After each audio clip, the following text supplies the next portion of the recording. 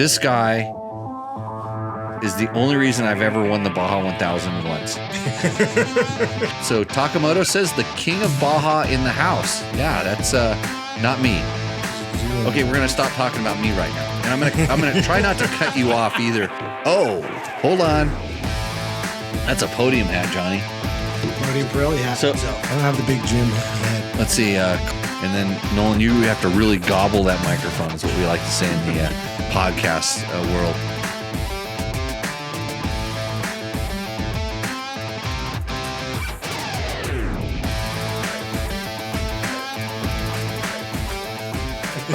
Okay.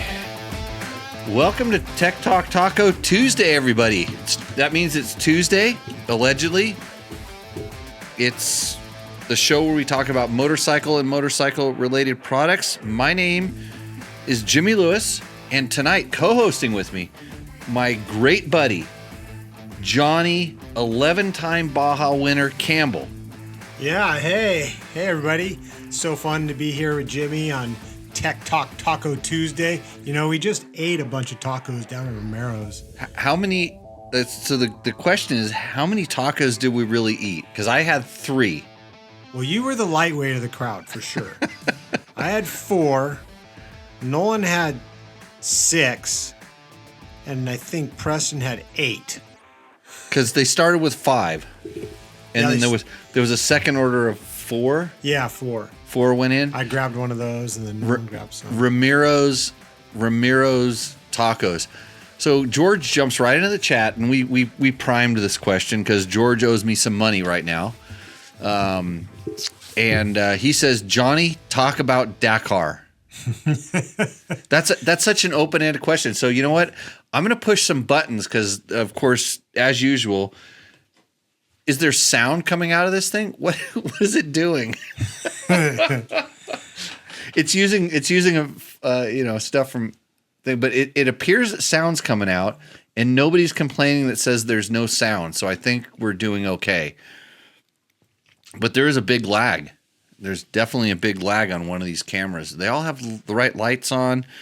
This is a show where we actually have technical difficulties more than we actually, we get going. Oh, I forgot the pistons. We're going to have to take a commercial break at some point during the show. Not right now? No, not right away. I wanted to talk about pistons. So, Johnny, talk about Dakar, because that's what George said you should do. Talk about Dakar. Like in general, there's like a huge history there. Dakar 25. I'm going to assume that he's talking about Dakar 25.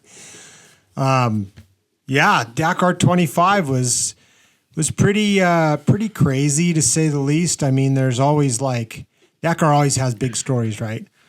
Well, this Dakar was quite different, being that we all stayed in the same bivouac for like 5 nights before the race even started. They had us in this place, and everything was good. It was nice and chilly, but every night, about right when the sun went down, around 6 or so, the wind would kick up, and you have these gnarly dust storms. Maybe it's that camera. And these guys would continue to have an outdoor drivers meeting, Costera is sitting up there just taking it in the face. It was just blowing like crazy. I mean, I'm talking like 50-mile-an-hour gusts. I can't believe they just continued to have it outside, freezing cold. But that's how the Dakar started, was, this place. A dust storm. It was a mess. I mean, before we even get going in the race, everything's destroyed, right? Tents, bivouacs, trucks, motorhomes. And when you wake up in the morning, though, it was quite nice and calm. Nice. It was nice and calm. Yeah, it's almost exactly like Pahrump. Yeah, like Pahrump is now. Good training grounds. So explain to everybody what your role is in Dakar with the factory Honda team. Yeah, I think there's a big assumption that I'm running the team or running the show over there, and I'm really not. I've had a pretty big hand in development of the machine over the last decade, 12 years actually. And I help with coordinate the durability, and also my hand in the machine handling with the chassis and the suspension and all sorts of dynamics on that. When I go to Dakar, I'm considered a helper, a team liaison, in that I help with the riders. I help with if the team needs some input. I think what everybody wants to know is, do you wipe Ricky Brabeck's butt? And yeah, I mean, really, the team has me there to, one was to support Ricky for so many years, and I'm be in his corner. I'm being an ass by saying that, but I mean, I know how important that the role you have a heritage of you're overhauling the motorhome races. Yeah. The motorhome races got kind of kibosh this year, though. Our team coordinator, who has to deal with taking all that equipment back once it gets back to Europe, like a month later. Right. And apparently there's a little bit of damage sometimes to the motorhomes. But you never did any damage to any motorhome. Never. Allegedly. Never. Neither did Kindle. But we were perfect. But so you guys were overhauling motorhome wars, and then we're not talking just about this isn't just Honda motorhome wars. This is the entire bivouac motorhome wars. You guys are not only finding, and I heard about this because this is the part of Dakar that people don't understand, and it's different from the days. You remember back when we did it together? Yeah. Did you see any motorhomes? There was zero. Okay, we're going to stop talking about me right now. And I'm going to try not to cut you off either, because I allegedly on some of our better videos, you had some really good stuff to say, and all I did was cut you off. But back to the motorhome wars. And I have known nothing about this. I've just heard stories. You guys were not only the first ones into the bivouac, the new bivouac, getting everything set up. You guys had the best food. The non-moose nut. What do they call it? Moose knuckle? What do they eat? What do they have to eat? It's what do you eat if you donkey beef ankle? Donkey beef ankle. You guys. It's true. You guys found non-donkey beef ankle food items for Kendall to cook up, or you to cook up, or whoever's cooking it up. And you actually went to the store and got all of it. So all the other teams had to buy donkey moose knuckle. Donkey beef ankle is a serious, it's a serious hunk of meat. And you just don't know what it is, so. It's a camel hind. It is. Yeah. So, anyway, so you guys overhauled the motorhome races. It's not just the motorhome; it's the motorhome worlds. Worlds. It's the worlds. Yeah. So, So there's. Anyways, that's joking aside. I mean, that's a big part of it. Getting your motorhome from bivouac to bivouac, so that the riders have a place to stay and sleep, as opposed to the ground in a tent. Yeah. And then having the kind of food that they. And it's so. This is what we really should talk about. We should talk about how much it's changed. Oh. It's changed so much. Yeah. I mean, it's completely different. And I'm going to just say that those girls that are riding those girls' sissy bikes and that they sleep in motorhomes are racing at a level that's uncomprehendable to someone like me, who I train these guys and I watch what they do. And you know what? They need to sleep in a motorhome. They need a physio every single day. They need to eat stuff that they're accustomed with because it's gnarly. Yeah, the level is so different. The race is much, much different than back in the day, when old timers like us rode it. Because, back then things didn't exist. Technologies didn't exist. We raced in Africa, and Africa didn't have paved roads where you can drive a 2-wheel drive motorhome to each bivouac and have a guy there. No, the entire event was on the course. Yeah. They had some bypasses for the 6x6 trucks. That they wouldn't do the gnarly dunes. They would figure out a way to go around on what we call a local road, which was the haul road to get to take the supplies into the towns, and it was mostly done. I don't even know. I mean, Africa's gnarly. Watch The Gods Must Be Crazy. Watch the movie The Gods Must Be Crazy, and that was the Africa that I technically raced in, because I saw those dudes the one day I almost died when I was trying to replumb my fuel lines, and I was looking up. I was jumping from one side of the bike to the other, and I jumped from one side of the bike to the other, and I looked, and there was these 3 little dudes in the bushes, and they were little tiny guys. They were maximum 4'3". They had poison darts too. Oh, they were wearing nothing. They had nothing but like a tea leaf around their junk, and they had a little satchel and a little bucket and a little tube. And there was 3 of them, and these guys were there like in. I was like, imagine if you just lived your life and the game Space Invaders just popped up across the road from you, and there's this guy wearing Dayglow shit, and he's on a thing that goes 1,000,000 miles an hour, and you just walked out of the desert. You've never seen this before, and they're like, "What the hell is this?" Yeah, they were on their journey to throw the Coke bottle off the cliff because that's what the gods told them to do. I seen those guys. Yeah, and I wasn't hallucinating at that point, not yet. So yeah, kind of.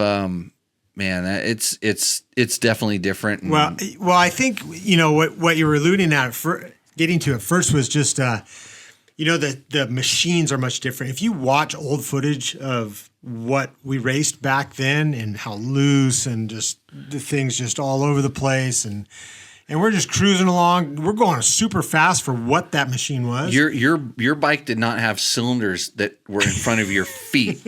Okay.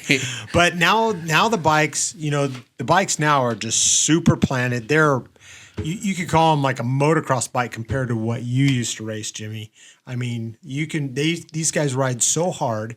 Some of the specials might be a little shorter than what you used to do. Okay, compared to what I raced, you rode an XR 650 that had gas tanks that were on top of the seat. Okay, they were like how they have the gull wing seat now? Yeah, this little thing to help you hold them. You had 2 giant gas tanks that wouldn't even allow you to move backwards because you had 4 gallons of fuel above fender height. It was actually okay because it took one choice away. You just couldn't get back. You just had to sit there. Bruce would have loved it. Yeah. So, anyways, yeah, that's the difference. So we've got questions. This is cool tonight. So Takamoto says the king of Baja in the house. Yeah, that's not me. So thanks. Some serious speed tonight. Not anymore. Not anymore. Although I did make money racing motorcycles about 3 weeks ago, so there's some speed there, right? Yeah. I had good pits. Yeah. I think I would like to thank my pit crew, especially the guy that's sitting over in the corner there who tried to hand me a beer in a National Hare and Hound. Like, are you kidding me, Preston? Who do you think I am? Like, and Chris, he knows his racer. Yeah, he did it. He did it. Did I tell you that was in my truck? I did. Yeah, he said there's a Modelo under the back seat. In case of emergency. In case of emergency. Yeah. You're coming in a few minutes back, so I was ready to. Right. This could be an emergency. That I'm coming into the pits.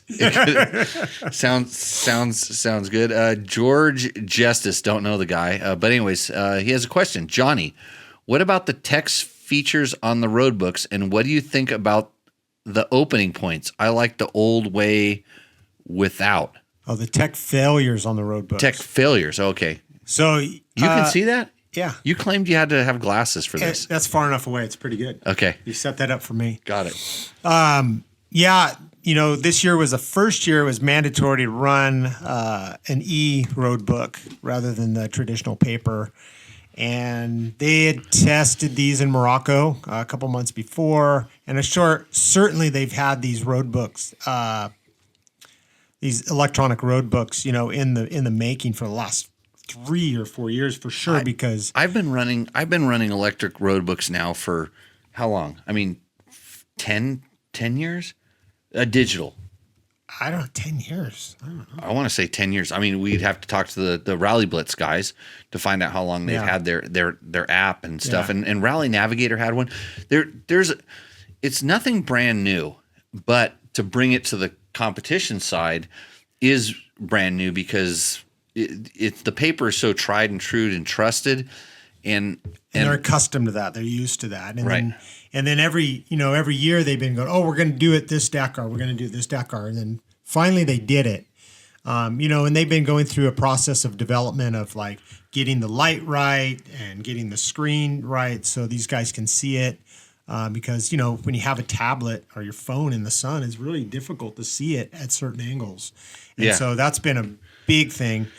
Preston was trying to show me his damn road book today. Remember when I kept ducking you when you were angling because even on your paper, you're running paper today. Even on your paper, it was flashing me in the eye. I mean, it's the same but different. I don't know. Yeah, it is. And there was some failures, like George mentioned there during the race.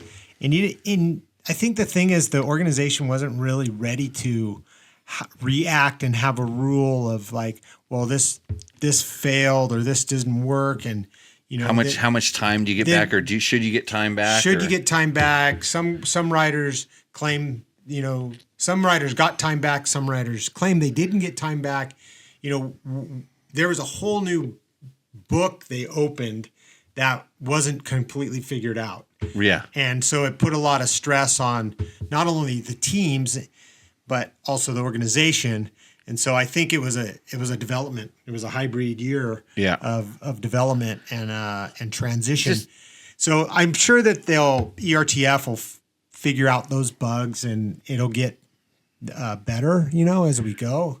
But this year it created a little bit of chaos, and really you can't do anything about it. Yeah, you were there to experience. I mean, for me, from the outside looking at it, going in, you know this because we've talked about it before. I knew that this kind of stuff was going to happen. I felt like it was going to happen, and so I literally wanted to artificially create some of those situations to have like the riders be able to be put in these situations, and then afterwards figure out what's going to happen. Yeah, because whether the screen turns off or it's just like. We've had problems with paper road books, and it just happens. It's normal. Well, now the same normal stuff is going to happen with the digital stuff, and I think that some of the teams might have been kind of a little bit more prepared for okay, if this happens, and then being able to provide data to the organization and show that hey, we didn't do anything wrong, like your device did, and it cost our rider. And I looked at how they averaged times and different things, and I go, it's probably not the best way to do it. Fairest way to do it. The fairest way to do it. But then again, I wasn't there getting presented this information, and you can see how this stuff happens. But it's going to evolve, and they'll get better. And I mean, there's like, for instance, okay, one guy's road book stops working, so he just stops and he calls in and said, hey, my road book stopped working. What do I do?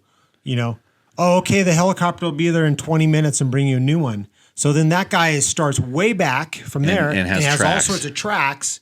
Which could be good or could be bad. So he can, could be good, could be bad. A lot of times you get that benefit and the guy just dials it in and because they'll stop your time as soon as the thing, they know when that tablet stopped. Yeah. Right? So they'll deduct that and that's your time. But then there's other guys that, oh, my tablet broke, I'm going to follow this guy in. They follow this guy in, but then they go and fight and all of a sudden they get their time back. It's like, well, wait a minute. What, so there's a lot of things that hadn't been figured out. It's even the same way when all of a sudden they said, hey, if you're going to do some good Samaritan and stop with a downed rider, you're going to get your time back. And then the first time they did it, everybody stopped and everybody stayed there. And then it was like it was like a restart. And it's like, okay, only the first two guys, And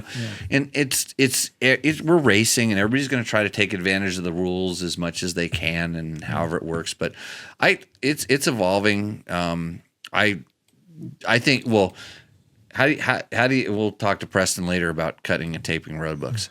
So we got bikes here. Go ahead. One more comment was that the shit thing about it is especially for us factory guys, is like we spend millions of dollars developing motorcycle and having equipment, having a great team, and all the best equipment to be there, and then you get there, and then the race is decided on the organization's mandatory equipment. Right. So that's what makes it kind of crappy. Yeah, and that's and this is well, we've done it whether you're down racing in Baja, and it's like, okay, now you have to stay this far from the course, but there's no way to track that, and it's like, oh, you only have to go through the checkpoints. Well, which checkpoints do I have to go through? Where are the checkpoints?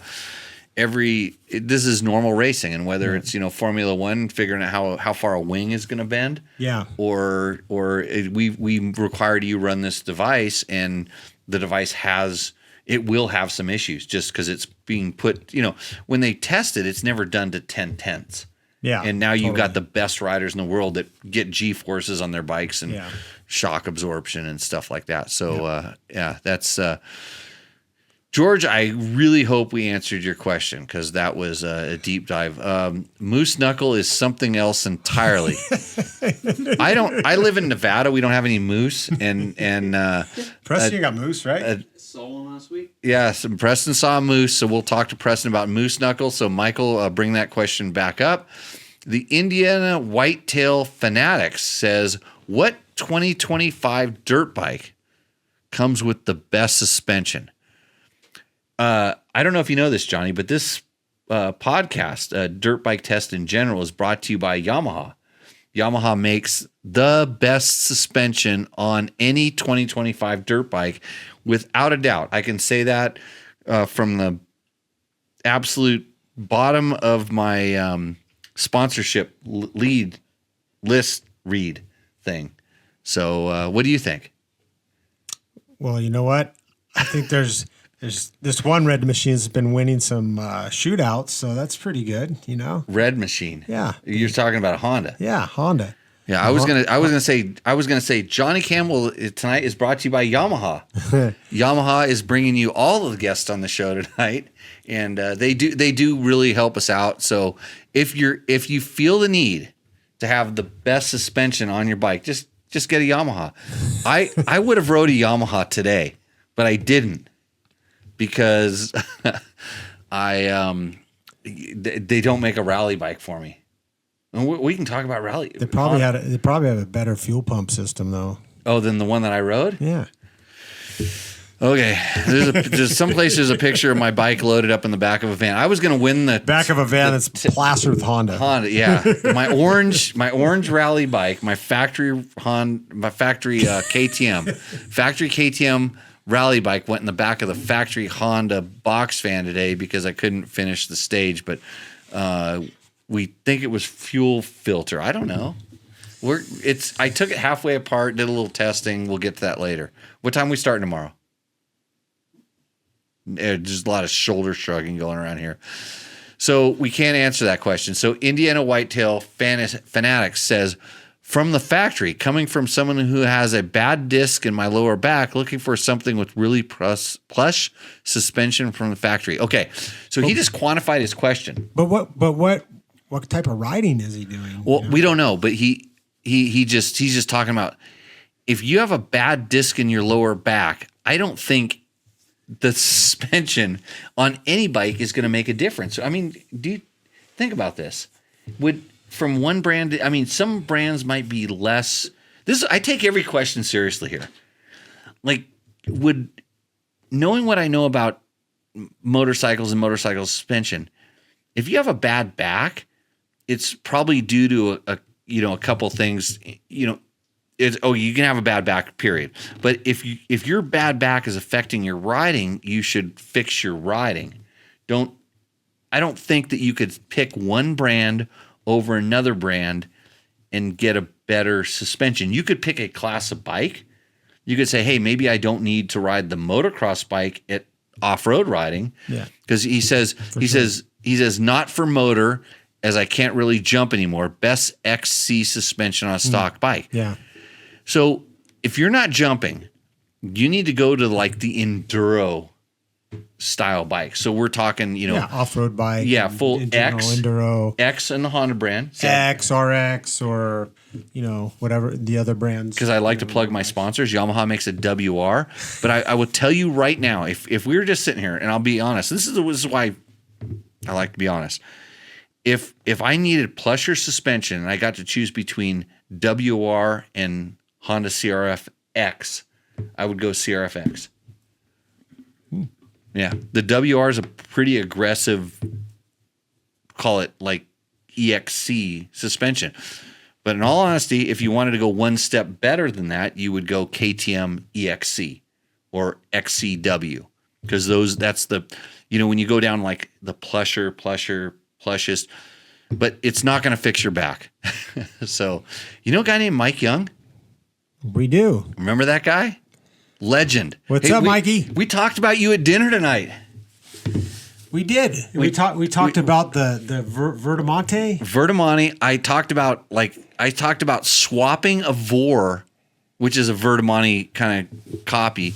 I talked about swapping a Vor through a rhythm section at the U.S. Open and crashing into the starter box.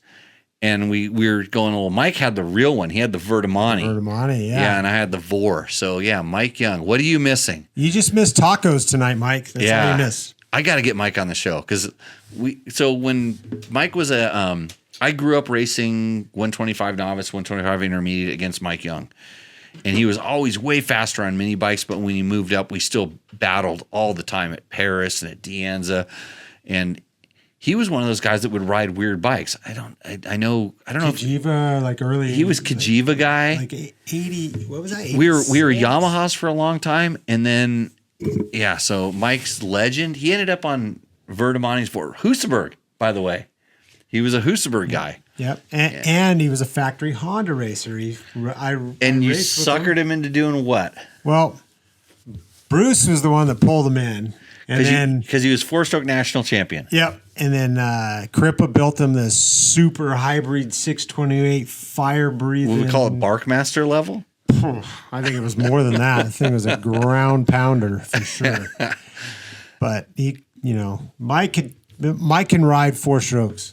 Yeah, he was definitely before most of our viewers know what four strokes were. Right? Yeah, this was back when they were saying they're saying, hey, four strokes are cool, and everybody's like, F that stuff, like, not even close. And big and heavy, big flexy, heavy flexy, just, So you got him to race you got him to race an XR 628-ish thing at the four-stroke motocross nationals. Yeah. Yep. Yeah. Yep. And it was a Crippa hybrid. Yeah. It was a Barkmaster then, certified. So yeah, what are you missing? You're missing coming out here. One of these, I got to get you out here one of these days in the studio. I'd love to, because we'll talk about goon riding and testing at the magazine level and all this other stuff. So Mark Daniels is watching. Oh, Mark, hold on, just for you. Hold on. So this is going to cause some issues here. Don't worry. That tail. So some of you might recognize this bottle, especially Mark Daniels. The last time this bottle was out here, it was on the show, and I put it in the hands of this man. Nope, not anymore. He spilled probably $200 worth of tequila on this table. Do you recall that? Not I at all. can't remember. Yeah. So we're gonna do 3 R's here. I'll let you pour me one of these. Get this. Here, I'll have some of this. Hold on, I have the. You know what? I have the tequila cam. Watch this. That's the special tequila cam. So this is the 3 R's. There we go. There's the label. Yeah. So in case you're wondering, so Mark, we're gonna do 3 R's. Right? Or I'm gonna do 3 R's because Johnny is smarter than me and he's not gonna have any. No, thank you. Okay. So I'll move on to the next question. You can work on that. I'll take it in this one right here. Only a little bit. Don't spill. Tech Talk Taco Tuesday night brought to you by Yamaha. And of course, we have Johnny Campbell, 11-time Baja 1000 winner. And the only reason it's 11 and not 10 is because I was lucky enough to ride with him one time and he handed me a victory. Okay, I got a question from Brian Kalahari? Johnny, having raced the Nevada Rally many years ago, what are your thoughts on the Battleborn trying to resurrect the event? Battleborn Rally trying to resurrect the event. I don't even know what the Battleborn Rally is. I'm not sure. I do just a little bit because actually NAR was kind of working with these guys somehow. So they're trying to resurrect the Nevada Rally. And I think it's a bunch of real enthusiast guys that would really like to do it. And unfortunately, I think they started talking to the land management agencies and realized how difficult it was. Because very difficult. I talked to Casey Folks back when Casey was still alive. Yeah. I talked to Casey and I said, hey, what would it take to get to the Nevada Rally to go again? Having some race promotion experience. And he said, Jimmy, just don't even think about it. And I go, no, I'm really serious. I want to put in the work. And he goes, it's not like it used to be. And Casey knew probably better than anybody. You know, Casey Folks, best in the desert. They're the ones that put on the original Nevada Rally. And you cannot have an event like this with current land management policies because you have to mark the course because your course is your course. If you think that you would put on an event, if somebody goes off course, you are responsible for that person. Yeah. And if they do any damage to the environment, and we're talking to motorcycle people and they're like, this is stupid. Yeah. No, this is the way that the land management agencies have to operate. So it's really difficult. I work on an event that is a rally, and I can't tell you how many routes that we permit that we never put a tire on. And this is four-wheel. It's four-wheel. It's women driving stock vehicles with license plates on them, and they're never speeding. So your bike, and there's the Cate rally. There's a guy that does a Cate rally. It's in Utah and Colorado. And if you read his regulations on what he requires, I know he's having a difficult time getting going again. I don't know if he's got it going again. But if you read the regulations that he has to abide by to make that work, it's off the chart. Mm-hmm. And thank God there's people that are at least pushing these envelopes and trying to figure out how to make it work. But my thoughts are it would be so bitchin'. It'd be so awesome. It was it was so fun. That event was amazing. We are going to re-ride the Nevada Rally. You don't know this yet. We've talked about it. We talked about it. We are going to go. We have the old map books, and we know enough about how to figure it out. And Preston, how old were you? 0. Yeah. Back when your dad was like dominating the Nevada Rally, even though he really didn't know what he was doing. He wasn't even 0. He was like -6. Yeah. -6. Yeah. Yeah. That's literally what gave me the opportunity to be able to go do Dakar. Yeah. And you too, probably both as well. Us, yeah, for sure. The fact that Franco Cherby's, one of my heroes, saved me from a life of slavery in Mauritania, Mauritania. Franco got me out of that country when I could have just been a slave. Just be a slave. I'd be working in the iron mine right now. For the guys Yeah. No. Those guys didn't run it. It was a different group of guys that run it. So, but Franco pushed some buttons. Eric Pinard definitely opened some doors, and you think about just all crazy. But okay, so J Ray says haven't owned a modern dual sport. Looking at a 2015 FE 350S. Is that a Honda? No. FE's a Husky, isn't it? Oh, I don't know what those are called. They're called Huskies? Yeah, because it's not a Yamaha either. Anyways, mostly desert single track, exploring 2-track, short highway runs, connected forest roads. Are these bikes pretty reliable for remote trips? Any bike that you buy, you're shaking your head. You think you should buy a Honda? Yeah. Well, guess what? A newer bike. So. Well, 2015, that's not that bad. How many of those bikes in my garage are above 2015? I would take... How many of them run? Every one. I would take almost every one of the bikes that's in my garage right now, and I would go do what I did today. And the bike that I rode today was like a 2020, and it didn't even make it. It's going to be a long show. So anyways, they're pretty reliable. But you have no idea what the guy that owned it before you did, previous owners did. How long has it been sitting? So let's talk about me. I mean, no, not really. I don't like talking about myself, but the only reason I had a problem that the bike I was riding today is Jim from Utah, my buddy Jim. Yeah. That was his bike. And so anything that happens to it now, even though I've owned it for 2 or 3 years, is largely because of whatever he did. So I have no idea what he did, but that's why it broke today, because of Jim. So Jim, if you're watching, you can come down anytime and you can give me a refund on some of the purchase price. Because Preston, I was so close. Nolan will vouch for this. We were catching up. We were making time in that sand wash. Because I knew the navigation a little bit. I was ready to make it. Okay. Mike Young again.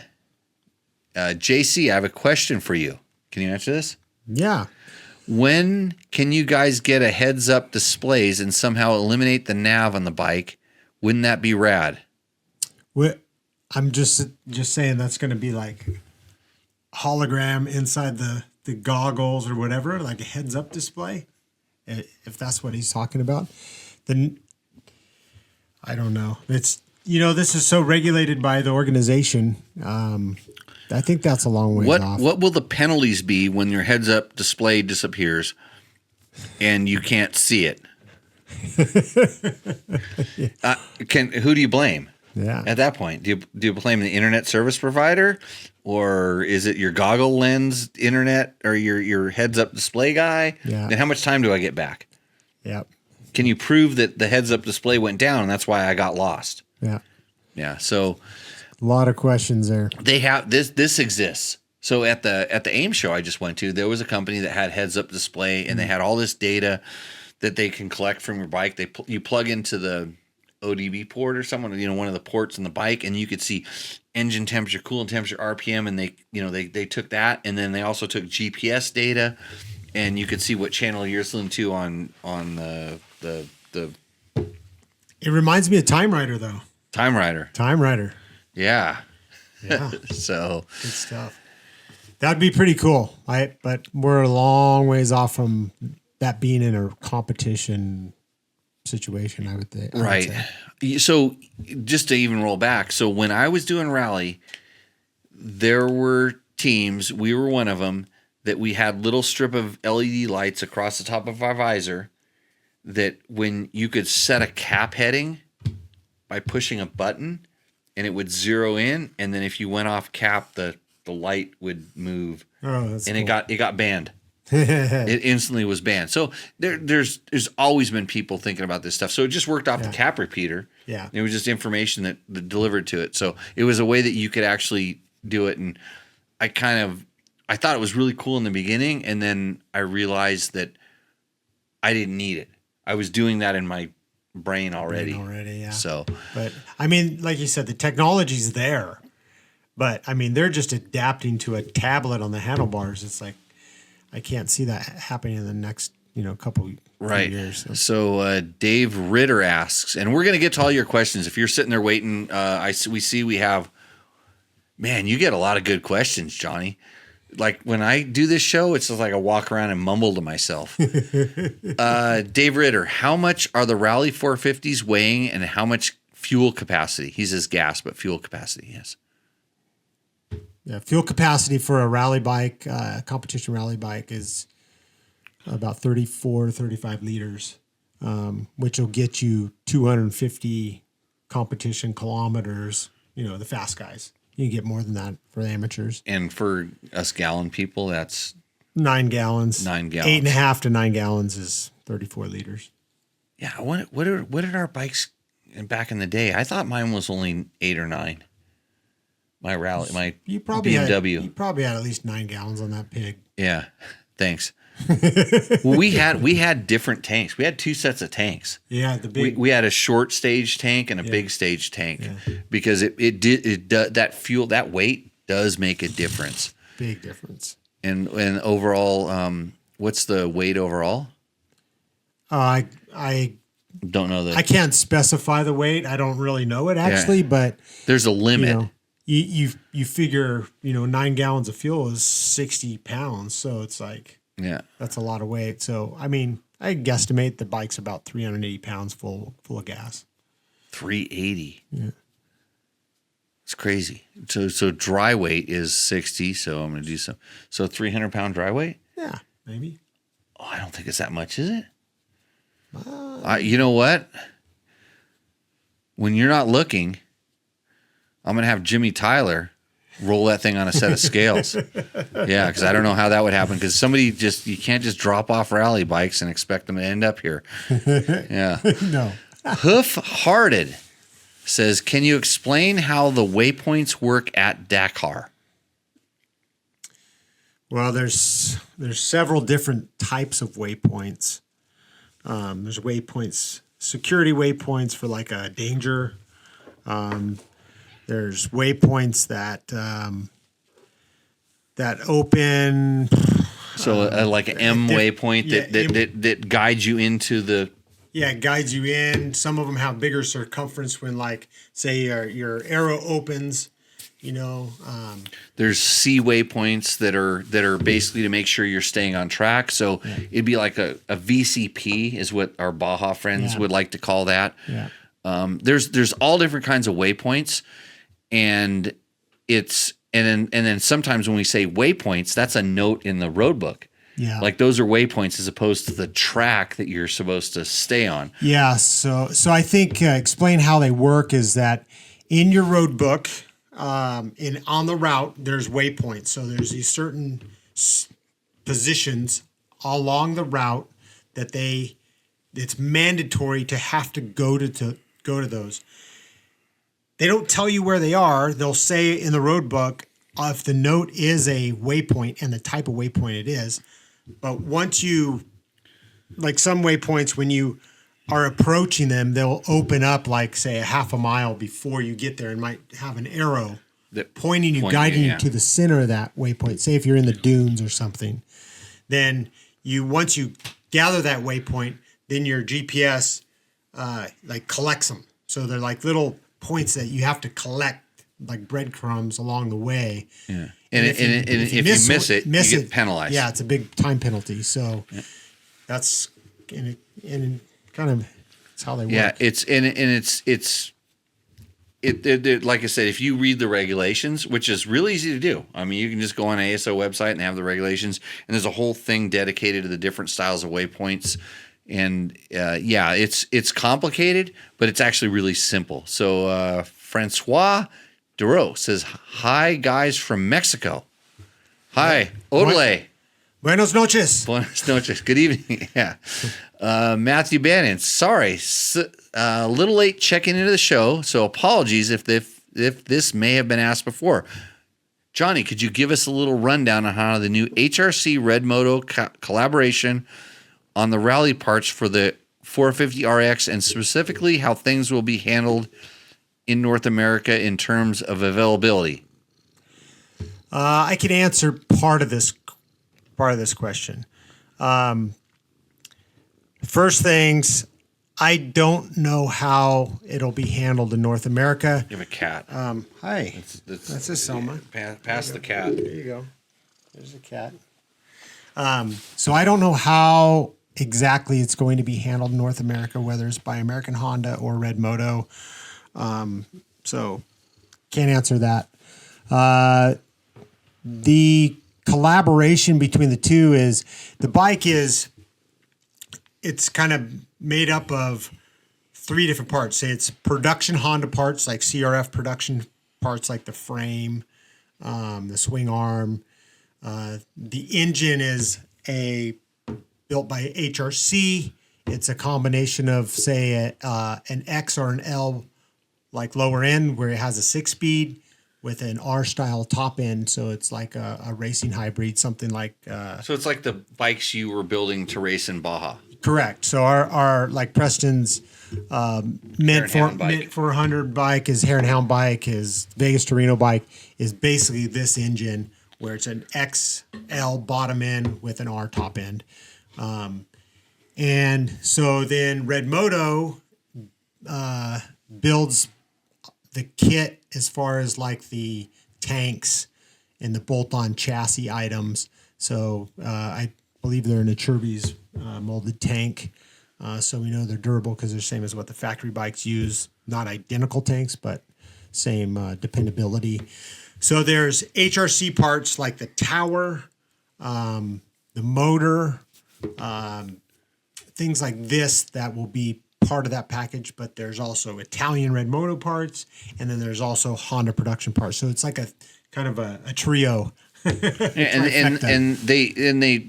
doing the Honda, and I'll say this Honda style thing where they're kind of going overboard on testing it for durability and fit and finish and this. I mean, they've raced it for a couple of years now. Yeah, they've been testing the different things.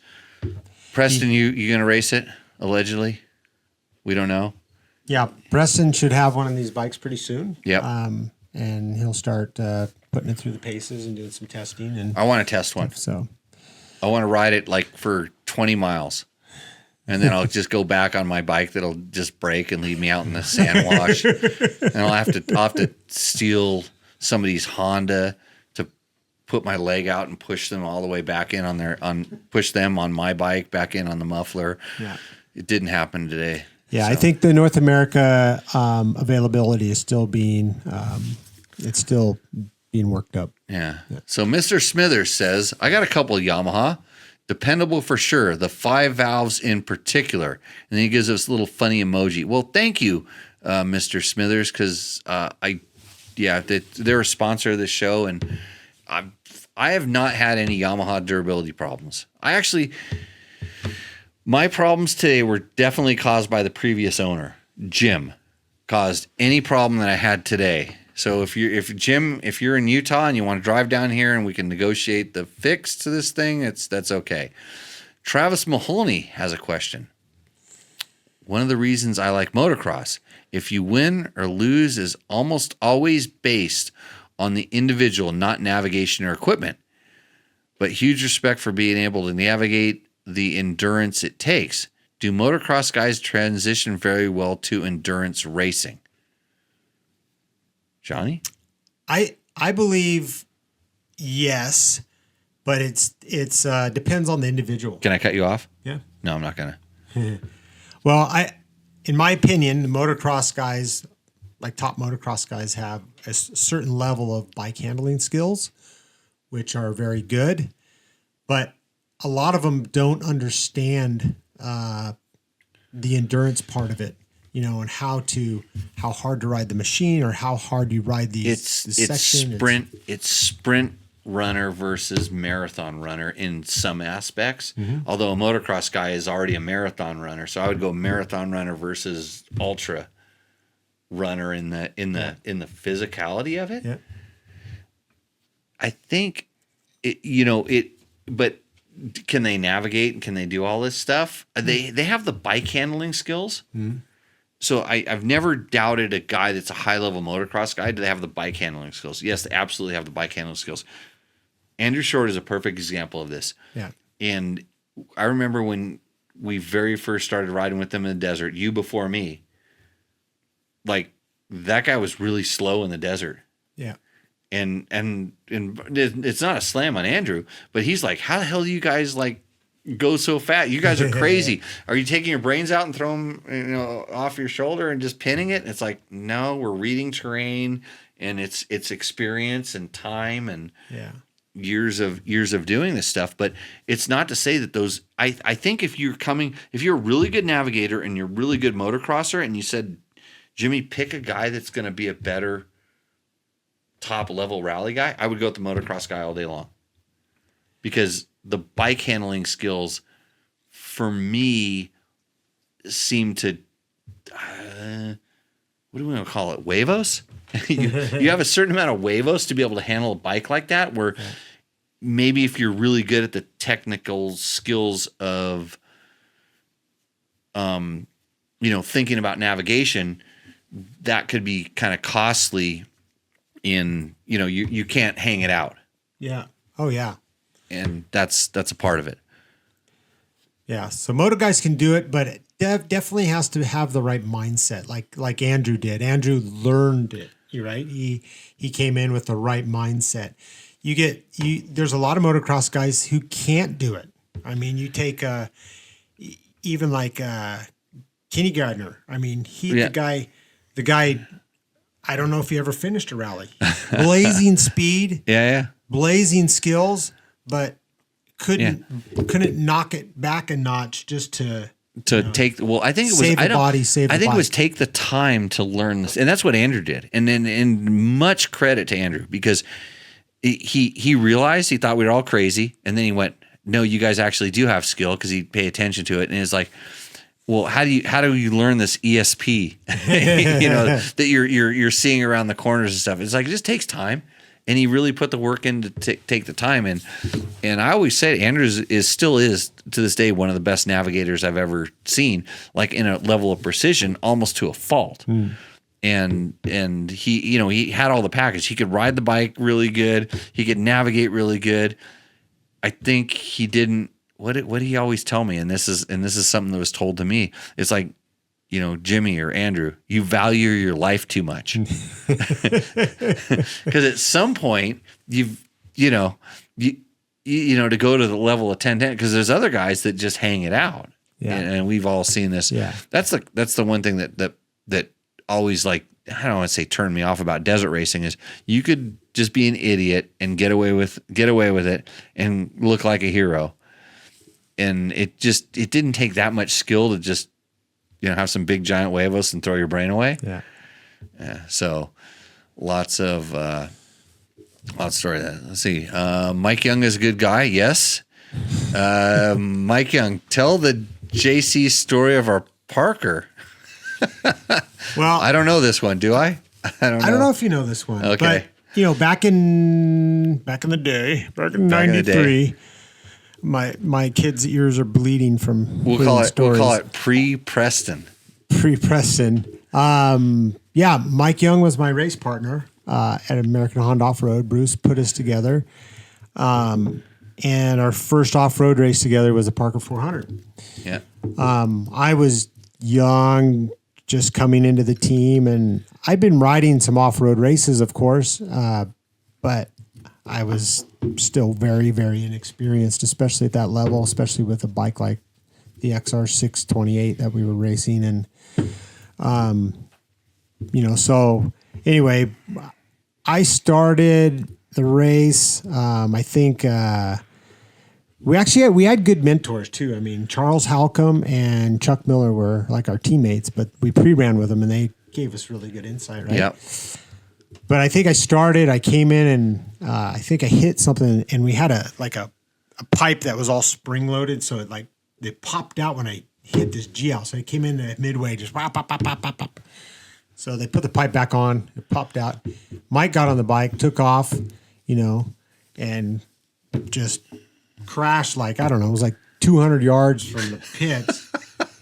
Cartwheeled. He came back around, and we had a big fairing on the bike at that time. I know the fairing. I remember experimenting with the fairing. I had one still. on a KTM 125. And so Mike came in. He was destroyed, right? And I'm like, okay, they pull the fairing off, and I start ripping down Osborne Wash, come back up around through the rocks, and then I was going way too fast for my skill level. And I swapped out, broke my ankle, rode the bike back in. Hey, you were kind of like, you weren't a motocross guy, but you were a Grand Prix guy. I was a Grand Prix kid. Yeah. Yeah. Yeah. That's almost as bad, right? Because it was kind of worse, right? Because I didn't have full motocross skills, but I didn't have full desert skills. So I was like kind of somewhere in between. My wife tells me about how you used to trail ride. So yeah, I was a terrible trail rider. I never did that. So yeah. Jimmy and Heather taught me how to do that. But so Mike and I's first race didn't really go so well. we destroyed the bike. I didn't know that you guys kind of started out together, because I think Mike ended up finishing the race, but I'm sure he had a concussion, and I was on crutches. Bruce got on the bike because he was like an alternate rider of record. So, yeah, like he rode a section for us. We were a disaster. Yeah, I kind of. I'm surprised he didn't get rid of both of us. Yeah, we were all racing at the time. It was like I was full racer at that time when all this was going on. I remember, because I'd transitioned off road. I'd gone from motocross to off road. Now I see Mike Young transition off road, and I'm like going, you have no idea what you're getting into. This is really, it's really stupid. Because I didn't know how much we all liked riding, but I didn't know if he really liked riding. Like, you know how when you're Off-roaders, you gotta really like you're riding. in the grit of even the Hare and Hound I did a couple weeks ago when there was a point in the middle, someplace in the middle of a race, and I'm like, what the fuck am I doing? Like, why am I doing this? Like, I don't need to do this.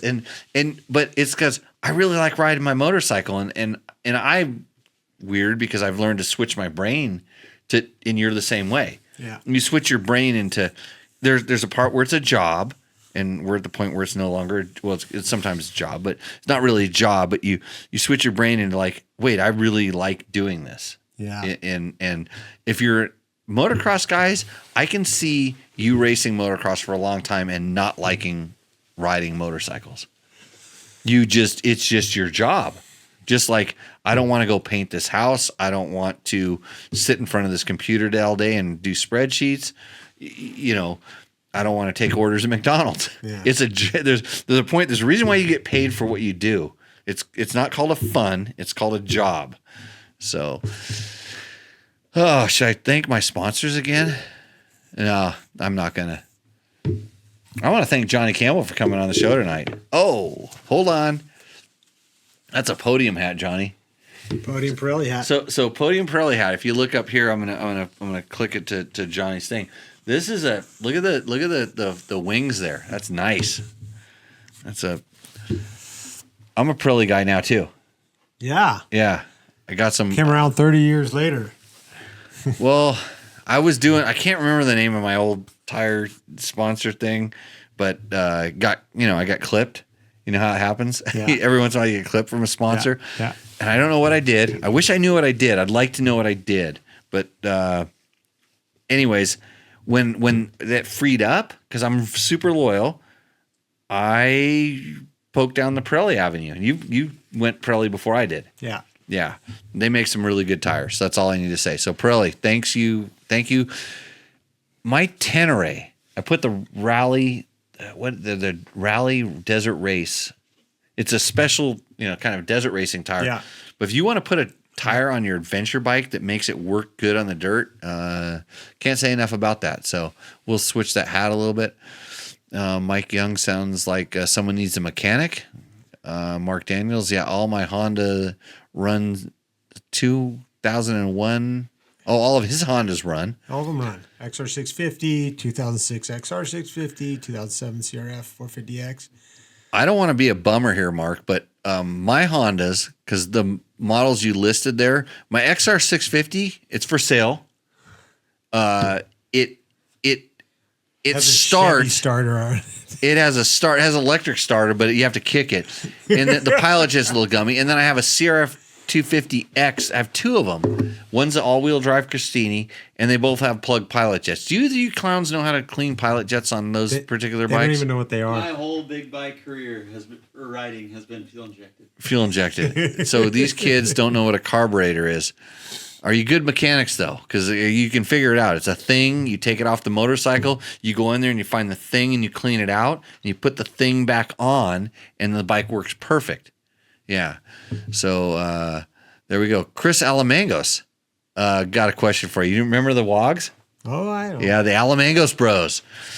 Hi, Johnny. This is a question for both of you. When someone wants their motocross bike set up for off-road or enduro, etc., on the suspension, how do you keep the spring rate the same and just change the valving? And if so, is it just the low speed or would it be the high speed?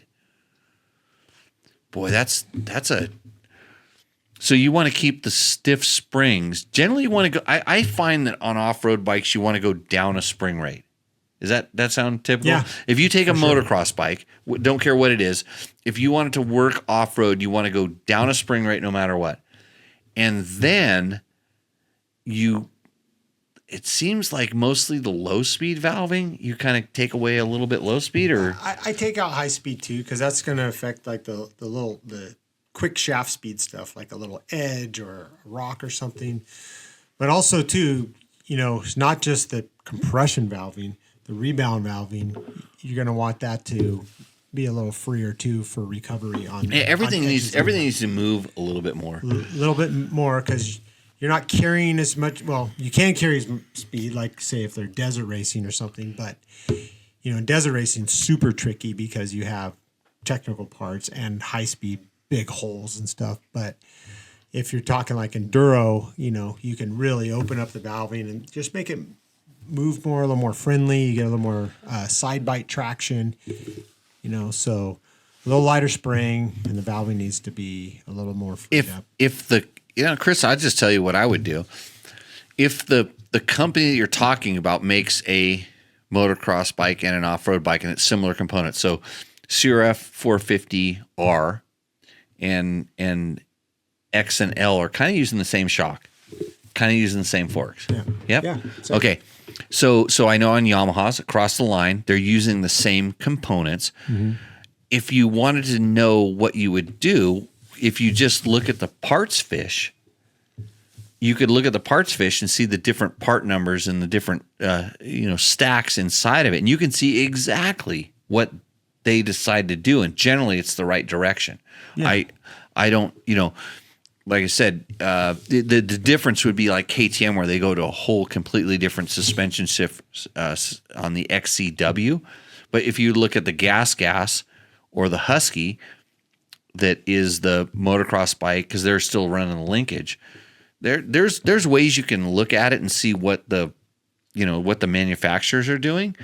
But I mean I'm completely against like trying to, because there's the problem is with the motocross bike, when you go off road, there's other things, mostly transmission ratios, gear ratios. It's a short closed course gearbox, and that's a little bit preventive. Sometimes the cam, the cam profile, the compression, these things don't lend themselves to off road. So it's not just one thing; it's all of the things kind of combined that make it tough. So hopefully that answers your question. On Every Sunday says, is Kiefer's National Hare and Hound CRF 450X built and ready to race yet? Do you know anything about this? No. Why didn't I have a JCR built Honda 450X? I had to bring my bike out of my garage, my Blue Crew Yamaha WR 450 that had way too much power for the application. That power killed me in that race. By the way, if you want the fastest WR 450, just email me. I'll give you a map. So I don't know why it's not built yet. Probably, if it was, I probably rode it today. Where are you riding? Was that a 450 we were riding today? I rode? Yeah, I didn't even pay attention. It pushed my KTM just fine. That's probably the one. Is that the Kendall bike? Yeah. It's like the loaner? Yeah. That would be it. That was the pre-runner right Yeah. So let's see. Flynn 825, Mr. Campbell and Mr. Lewis. Okay, so I've already discounted this guy because he's addressing us like adults. How can I best learn to balance on a wheelie? How do I overcome the fear of falling backwards? Is sitting or standing better? Thanks. He asked you first. Yeah, well, I like to sit, and quite honestly, I'm not the best wheelie guy. I wheelie, but like I'm not a very good balance. Only because your bike has way too much power, and you just turn the throttle and the front wheel comes up, right? Yeah, it's fun. Every time I ride a Husaberg, Johnny, have I ever told you about when I ride Husabergs? Too many times. I hop on them, and whether it's a 570 or 650, there's really the visceral experience of turning the throttle and just having that front end come up, and you feel like you're going to loop, and you have to back off, and the front end still keeps coming up, almost like a speedway bike. You back off, it gets more traction, it even wheelies more. So at that point, I'm just using my wrist to control my wheelie on my Husaberg, whatever it is. So I don't know if you have that problem with your Hondas. It depends which Honda. So how do you learn to balance on a wheelie? I would learn, in all honesty, how to control the wheel loft in the beginning. So just when that wheel starts coming off the ground, it's only coming off the ground because you want it to. And then when you know that you can be in control of this, then you start, since you're in control, you start allowing the bike to come up more to where we get to what we call the balance point. Because what you're trying to achieve is balance on a wheelie. He says it right there. That's the critical point, and I'm not that good at it either. You're better than I am. I stand up on the seat and do all this like the wheelie boys do. You actually just watch the videos from Philadelphia or whatever, and generally those guys ride Blue Cruise. By the way, you notice this? Like that whole street scene in Los Angeles a couple months ago or a month ago, like they got more publicity out of that than this Hayden Deegan kid. Like the bros were ripping the streets of L.A. on a bunch of YZs. 4 strokes, 2 strokes, they had the whole mix. So if you want a wheelie bike, get a Blue Crew, by the way. So sitting or standing, I a lot of times, think about it. If you're just doing power wheelies, which are so easy, just if you're on a Husaberg, you only have to go like half throttle and you're doing a power wheelie. But tap the bell. Yeah, hit the bell. Okay. So I said Husaberg again. So if I a lot of times will start sitting and then I'll start standing up. Do you ever do that? You kind of get to the point where you stand up because you have more. Now the bike's kind of getting on the rear wheel and you can allow the bike to move underneath you. Because if you're sitting on it, you're part of the bike. And this is the problem in all riding. If you're sitting on the bike, you're part of the bike. Once you stand up, you come away from the bike. Now you can use your mass to kind of control this. So, Flynn, if you send us all the scabs that you have from falling off the back of your motorcycle, we'll put it on the next podcast. I promise. Nice. Yeah, because that's what happens. Yeah. Like when you've gone too far in your wheelie, most people like their feet come off the foot pegs and their number one savior, which is the brake, they no longer can touch the brake because they go, whoa, your feet come off and then they can't hit the brake. So when you're practicing the wheel off, I used to have a motorcycle school. I used to teach people, and people go, I want a wheelie. I'm like, no, you don't, because you're going to crash. You're going to crash. Okay. Victor says, JC, if there was a fuel-injected XR 650R, would you prefer that over the Sierra 450R? That's a good question, by the way. And why do you think Honda hasn't built the modern XR 650R? That's a really good question. It's a great question because I believe there is a market for that. I think there's a space for a 650R, and it'd be a fun bike. I think I don't know if I prefer it because I like the 450R, but I think the 650R would just be a little bit different type of riding, and but a big single like that would be super fun. I always, of course, enjoyed my 650Rs. Yeah, there's a place in our hearts for that particular space motorcycle, that big, like I said, the big single. So KTM makes the 690, which I'm not a big fan of. I don't know why. Because it has a great motor but the chassis doesn't work. And for me, there's things. And then like what about the KLR 650? Well, that is antiquated in almost every way. And then DR 650, which is a really nice package if you don't expect a lot of performance. XR 650L, still around, right? To this day, still around this day. Air cooled. It's not the 650R. And so he's talking about this blend of like, how would you put XR 650 into Sierra 450X, kind of that fuel injection? I agree with you 100%. Like, why isn't that? If you took that and you put it in like a rally shaped frame, that would be be pretty neat. That would be a very fun bike. And I can't tell you why Honda hasn't built that bike. But that motor was never designed to be kick-started. Remember, because you're heavily involved in the development, that bike was supposed to be light and agile. Yeah. And at the time it kind of was, but it wasn't. Yeah. It did what it was supposed to do.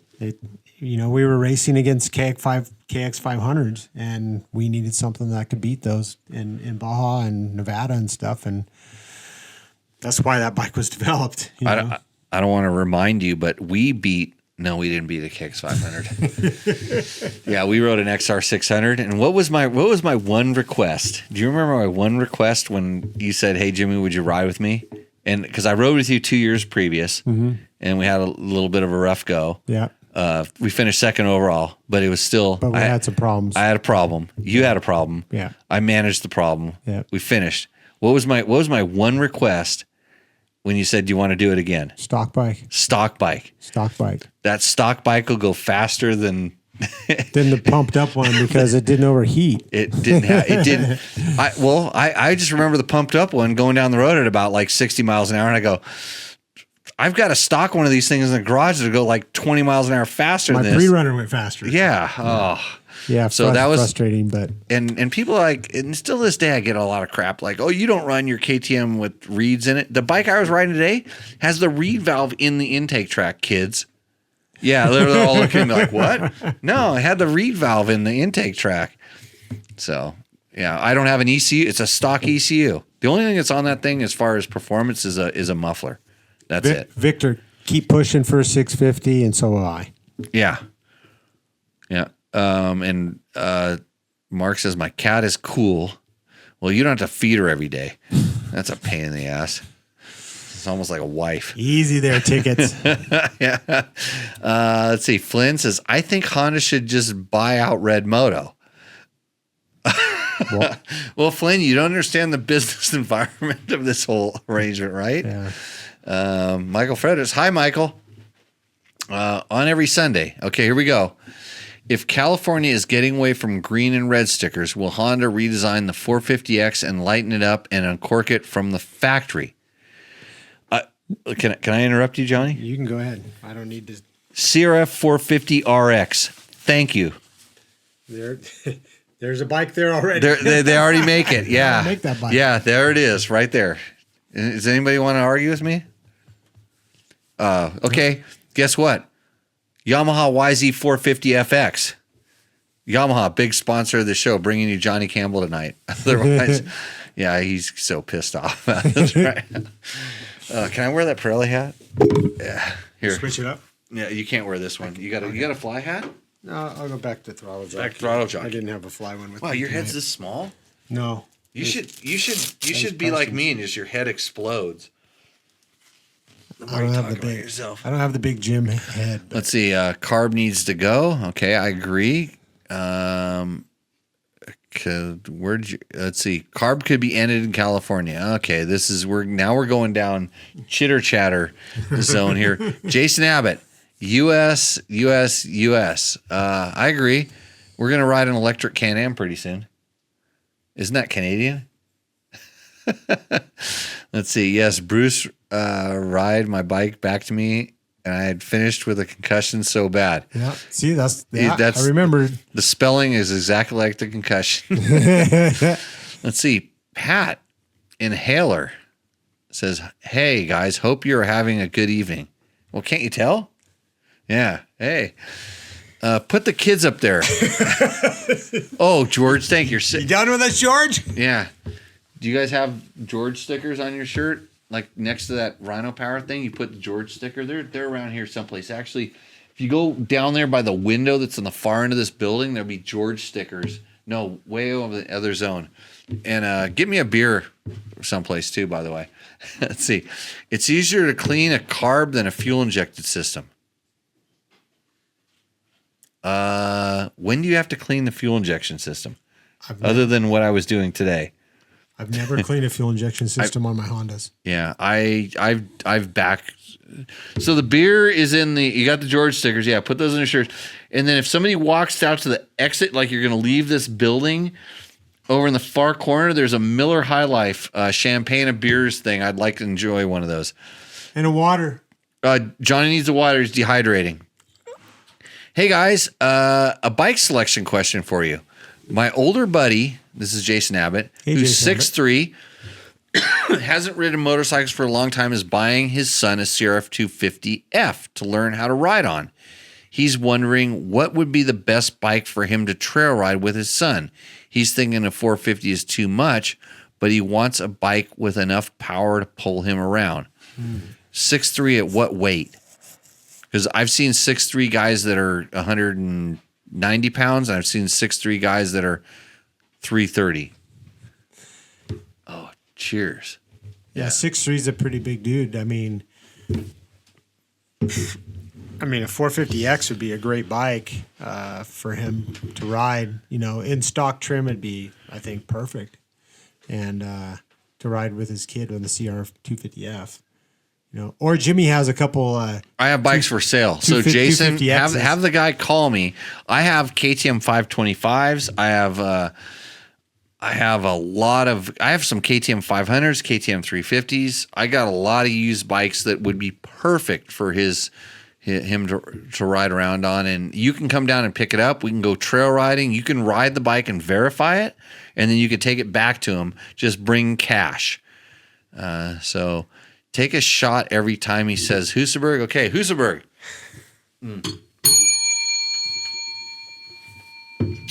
Big tickets. Mark Daniels says my 06 XR 650R is named Bruce because of the parts I have from him and Kendall. That's awesome. Yeah. I have a skillet in here that's named Kendall because every time I put food in it, I wonder why I can't cook it as good as that hippie freak guy. If anybody's seen Kendall, have him call me. I need to talk to Kendall. Let's see. George says, and the bike you rode today didn't make it back to the van, but the reeds were in it. Yes, the reeds were in it. It made it back to the van. I pushed it with a Honda. I pushed my KTM with a Honda because it would only go about 3 or 4 miles an hour on its own. And let's see. And Victor says, who is in the peanut gallery tonight? By the way, I'd like to introduce my co-host, Johnny Campbell, 11-time Baja 1000 winner, member of the Off-Road Motorsports Hall of Fame, a legend in the go fast out in the desert world, a good friend of mine. This guy is the only reason I've ever won the Baja 1000 once. That's it. Yeah. Otherwise, I wouldn't have ever won the Baja 1000. You didn't have to take the opportunity, but you did. Hey, and I'll tell you something about this because they say, how come they don't talk about this all the time? Because I don't like talking about myself. But I will tell you that we beat the trophy trucks. We beat Ivan Stewart. We didn't have to beat any. You know, that was one of the easiest races I've ever done.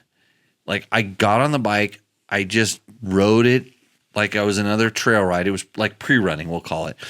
I rode it to the finish line and we won, and by a substantial margin on the bikes because you put a lot of time on everybody else. So there's no pressure on me. I just didn't have to do something stupid, which I would say 80% of the Baja 1000 is racing against the course and the environment, cows. Yeah. Will you give me that? Bar 80% of your competitor is the peninsula. Yeah, 100%. Yeah, that's going to take you out, your other competitors.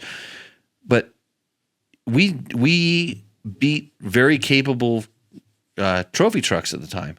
And in the peninsula run, that's difficult. Yeah. That's hard. Yeah, so back then it was really difficult. Yeah. So it was but thanks for letting me get a second chance of that because the first one sucked. I was so mad. I was so pissed off at that because it was a lot of work. Frustrating. Yeah, so frustrating. So, anyways, on every Sunday, will Honda jump back into the two-stroke game? Johnny doesn't speak for Honda. Johnny speaks for Johnny and JCR, and you're super Honda loyal and stuff like that. Because you know Kawasaki put out that video with two-stroke sounds. Mm-hmm. Yeah. So they're evidently getting back into it. Mm. And Honda tried EXP2. Remember that? Yeah, EX 1995. Yeah. They had the clean burning two-stroke. Yeah. They were looking at this, but it didn't really go very far. They won't jump back in there. Yeah. So, yeah, two-stroke game. Okay, can we bring the kids in? Yeah. Okay. I'm going to exit. Okay, Johnny's going to take the rest of the night off. I'm bringing in tonight. Bye. Couple guys, yeah. Say thanks to Johnny for joining in. He's got to go chase us. You're riding tomorrow. I'm not. My bike's it's like laying on the side. We don't know if the filter's clean. Happy to ride. I don't care. Okay. I don't mind the van too. Oh, van riding, all good. So come on in, Preston. Nolan, sit down. We'll try to keep this show rolling here. We only have to go for like maybe 20 more minutes. Maybe. Oh, man. It could be a long one. But thanks everybody for joining in. We got a couple questions that we're going to jump to on our YouTube channel. So if you've asked questions on the YouTube channel, by the way, sitting next to me, that's a nice shirt. Yep. It's a Chirby's, established way the hell before you were born. And you got George on your shirt. Yeah, George right here. What's he paying you? Speak into the microphone. Make sure you do that. Jimmy just told us to put the stickers on for George, so. Right. And then, Nolan, you have to really gobble that microphone, is what we like to say in the podcast world. So this is Nolan, Cate. We're going to scoot over. You're going to scoot over this way. Get a little close to, because otherwise, when we go to the guest camera, you're good there. Is that all the cameras are working? These are two young up-and-coming racers. Preston, you got to take a little time off because you got a little dinghy? Yeah, I had a crash at DMC in January, so first day back on the bike was today. But yeah. First day bike. That wasn't really? Yeah. Oh, wow. I haven't ridden in a month. You did good.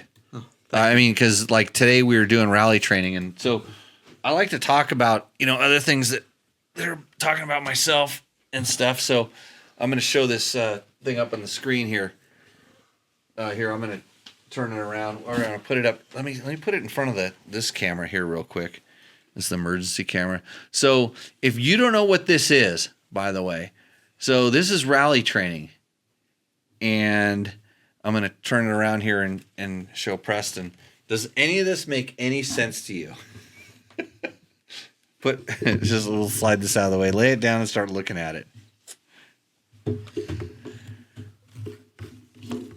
Yeah, does any of that make any sense? Maybe this makes sense. Maybe. Not really. Yeah. So when I was working with a guy last week that went over to Abu Dhabi or the Dubai rally. And so when we were out there doing the stuff that you're doing today, so remember the basic class that we did, the very first one where we're just doing really simple stuff? And he started asking questions, does not speak English, Mongolian guy. So I had to start drawing stuff down. And so this is cap average. This is odometer variance, the zone, outside the zone when you should bump. This is, I don't know. But you understand. Some cap training on the cap training and talking about a cap oblique and a cap average and how do you get there and all this stuff. So if you think rally training is easy, like just go to somebody else's rally school. I'm not kidding. Just go there and they'll hand you a road book and say, "Here, go ride this." And then it's like, "Oh, what do you need to learn?" And you're like, "I don't know." So anyways, Nolan, you ready for this? No, I was on the preschool level today.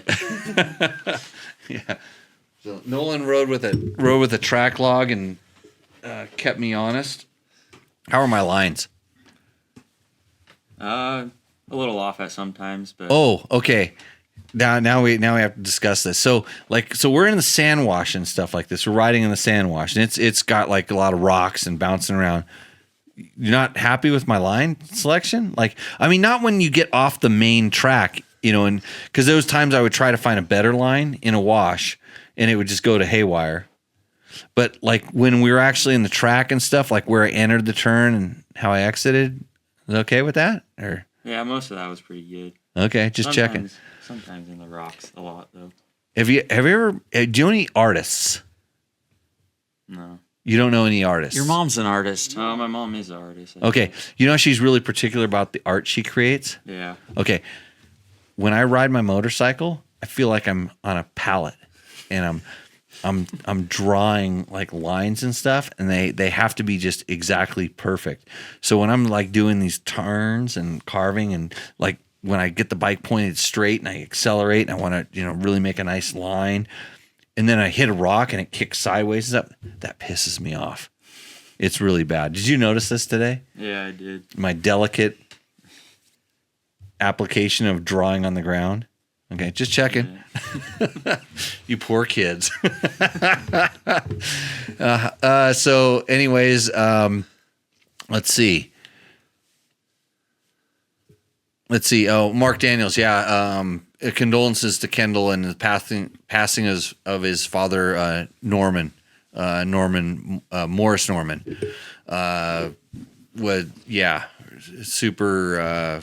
Yeah, I knew Morris. I used to race with Morris, and he was always, out in the District 37 Enduros, just a legend. And I just remember I'd be hanging out with him and Peter, and we'd be parked in kind of this area, and there's this little snot kid riding around in a Honda 50. Those things had big gas tanks. He'd ride that thing till it ran out of gas, and he'd just start crying.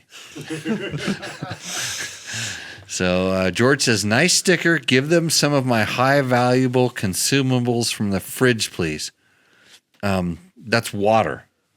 So in the house you're staying in, there's 2 gallons of water, and George left me a gift, which was 2 gallons of water in the refrigerator and a roll of toilet paper in the refrigerator. So thank you, George. Thank you, George.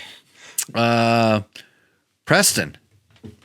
On every Sunday says, what future endeavor is more enticing, Dakar or Baja? Right now, I'd say Dakar. I'm here with Jimmy doing learning some rally stuff this week. So, probably going right now that's more enticing. Are you going to go pre-run the Nora books with me? If I have the invite, then yeah, I'm down to go ride. Well, you could race it too. I know. I think I have another race that week though. Oh, another race. What? Some stupid hare and hound? No. I think I'm gonna do the Nevada 1000. Talk of this thing. Oh no, you're not. No. You don't want to do the competitive event. What? Your dad signed some competitive deal with those guys, and yeah, okay, that's okay. I promise you that silty, dusty mess in this state here is not going to be as cool as what I'm going to do down in Baja. But that's good because then you can help me verify the road books. And as Kendall will tell you, it's not an easy day. San Felipe Bob says, hey, Preston Campbell. Hey, San Felipe Bob. Yeah, you know that guy? Yeah, I know that guy. I know that guy. Okay, we're going to go to our questions over here on the YouTube. So when you watch some of the videos Dirt Bike Test puts on our YouTube channel, which you may be watching now, or you're on our Facebook thing, you can always support us by going to www.dirtbiketest.com. We have a support us link. You click on it, you go to Amazon and or Rocky Mountain ATV MC, and you can buy your stuff, buy really, really expensive stuff when you click through that link, and then we get a small chunk of it, and then I can afford to be able to hang out with you punks. Because this really doesn't pay that much. Got some tacos. I got free tacos tonight. Yeah, and two beers at Romero's. There's a case of Montucky too. Oh yeah, you did deliver a case of Montucky cold snacks.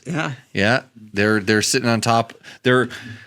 Let me put this clearly. They're on top of my refrigerator out in the garage. They're not in it. They're on top of it. Well, Nolan, when he went to go look for your Miller High Life, he opened the fridge. I said, they're not in there. They're on the rack for sure. They're room temp.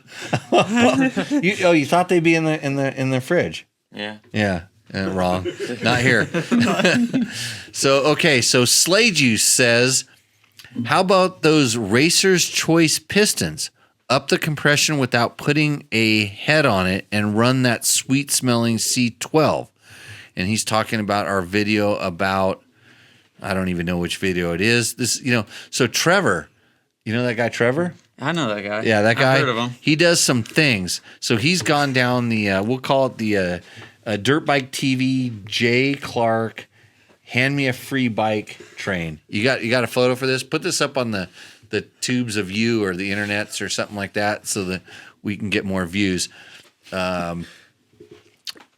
Is a rebuilt YZ250 as good as a new one? So, yeah, if you rebuild it properly, it's as good as a new one, right? Sometimes even better. Okay, you've ridden a lot of different bikes.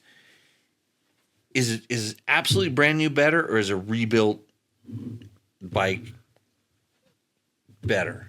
Well, depends what you do. If you Properly rebuilt. yeah, bike. properly rebuilt's really nice because then the chassis broke in and the bike's not so stiff off the brand new. And yeah, I mean a properly rebuilt bike could be just as good or better. I want to say better. Well, a lot of times you have your stuff on it. It's already it's your bike, and then you put it back and it gets fresh. It's not like a fresh new one that requires some work to make it nice. You're just making your bike Yeah, fresher. yeah. Nolan, comments? It's pretty much the same thing. If chassis broke in, it'll work better. Yep. Yeah, and so chassis do break in. So contrary to whatever everybody thinks. So Stephen Bryson says, he's talking about me. What, you want to read that question? Because you know what I make my co-host usually do on this show? What do you do? Well, you talk so I can drink. That was how I got Logan into this whole mess. Yeah. So anyway, so what did Stefan say? You got that aged look. What? Yeah. Okay. Yep. Guess what? I'm 56 years old. I think. Yeah. So I look like my age? A little younger. A little younger. Okay.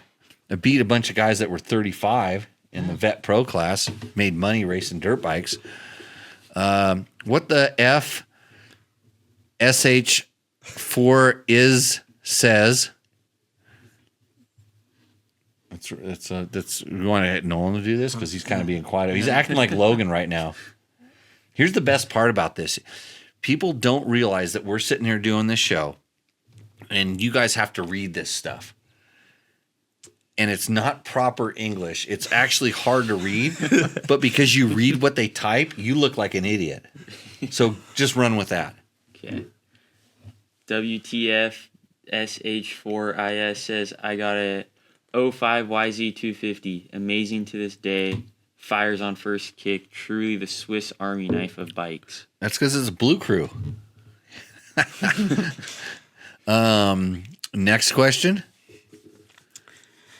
Dialed in organics. Jay, I noticed you didn't have the yellow circle near the valve stem or rim lock. Does it not matter? Where is the preferred position on the rim for the yellow circle on the sidewall of the tire? Jay's not here. Yeah, who's Jay, by the way?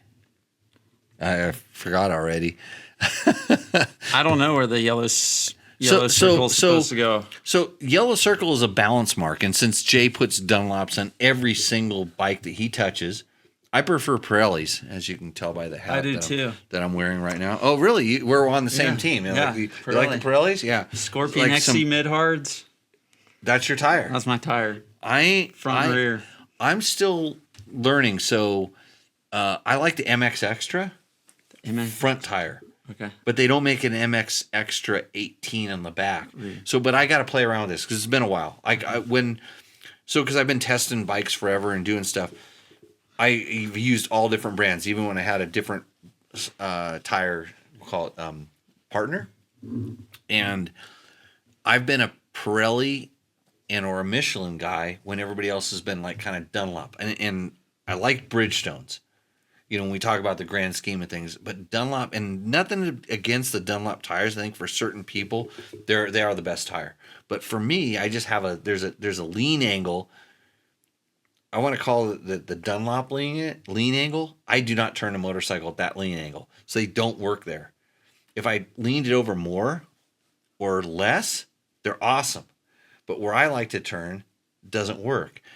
And then so when we go to like Pirellis, Michelin's, and a few other brands, like that's kind of my lean angle. I think it's more, we'll call it roll speed. It's just different. So anyways, a lot of tires have a mark that's a balance mark on the tire. And whether that's the heaviest spot or the lightest spot depends on the brand. And I think in a Dunlop, you usually put the balance mark, which is the yellow mark, at the rim lock. At the valve stem. So if Jay were here, but he's probably doing his Jay Talk Tuesday, not tacos motorcycle talk. It's a pod show like this. He can answer that. So send that question to him. And yes, we do realize this is a dirt bike. Don't you like how we do this here? I do. Got it. You can come down and co-host anytime, but you have to go riding with me all day. And if my bike breaks, Nolan, I have to hop off of my bike, hop on your bike, put you on my bike, and then I push you back. Is that cool? Yeah. Okay, good. What does Shotgun Brown 2821 want to know? If you got a new YZ250, you think a heavier flywheel weight would calm the throttle down from being so sensitive after you've been riding 4-strokes and jump on Tom Morgan racing engine on YZ250? It's just too damn jumpy, the throttle. I don't know. I haven't ridden this bike. So Trevor Hunter, should we call Trevor and find out what he's thinking? We could call Trevor right now. Okay. Yeah, I know how to call Trevor. Should I FaceTime him? Yeah. Call him up and ask him if he wants to come on the show, because there's a lot of questions here about this. All right. Normal call or FaceTime? Normal call will work, because I can plug him into the soundboard here on this. Okay. I could actually shut the whole show down by doing that, but we can just do that and just hold it really close to the microphone. Just make sure you let him know he's on Tech Talk Taco Tuesday live, because he usually knows and then he won't answer the phone. But if it's coming from you, he probably doesn't know.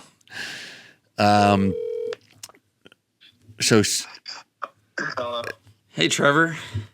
What's up? Hey, you're on a Tech Taco Tuesday with me and Jimmy and Nolan right now. That's Preston Campbell and Nolan Cate. And you have a lot of questions on is a rebuilt YZ250 as good as a new one? I don't know, is it? Well, you're the guy that wrote the story.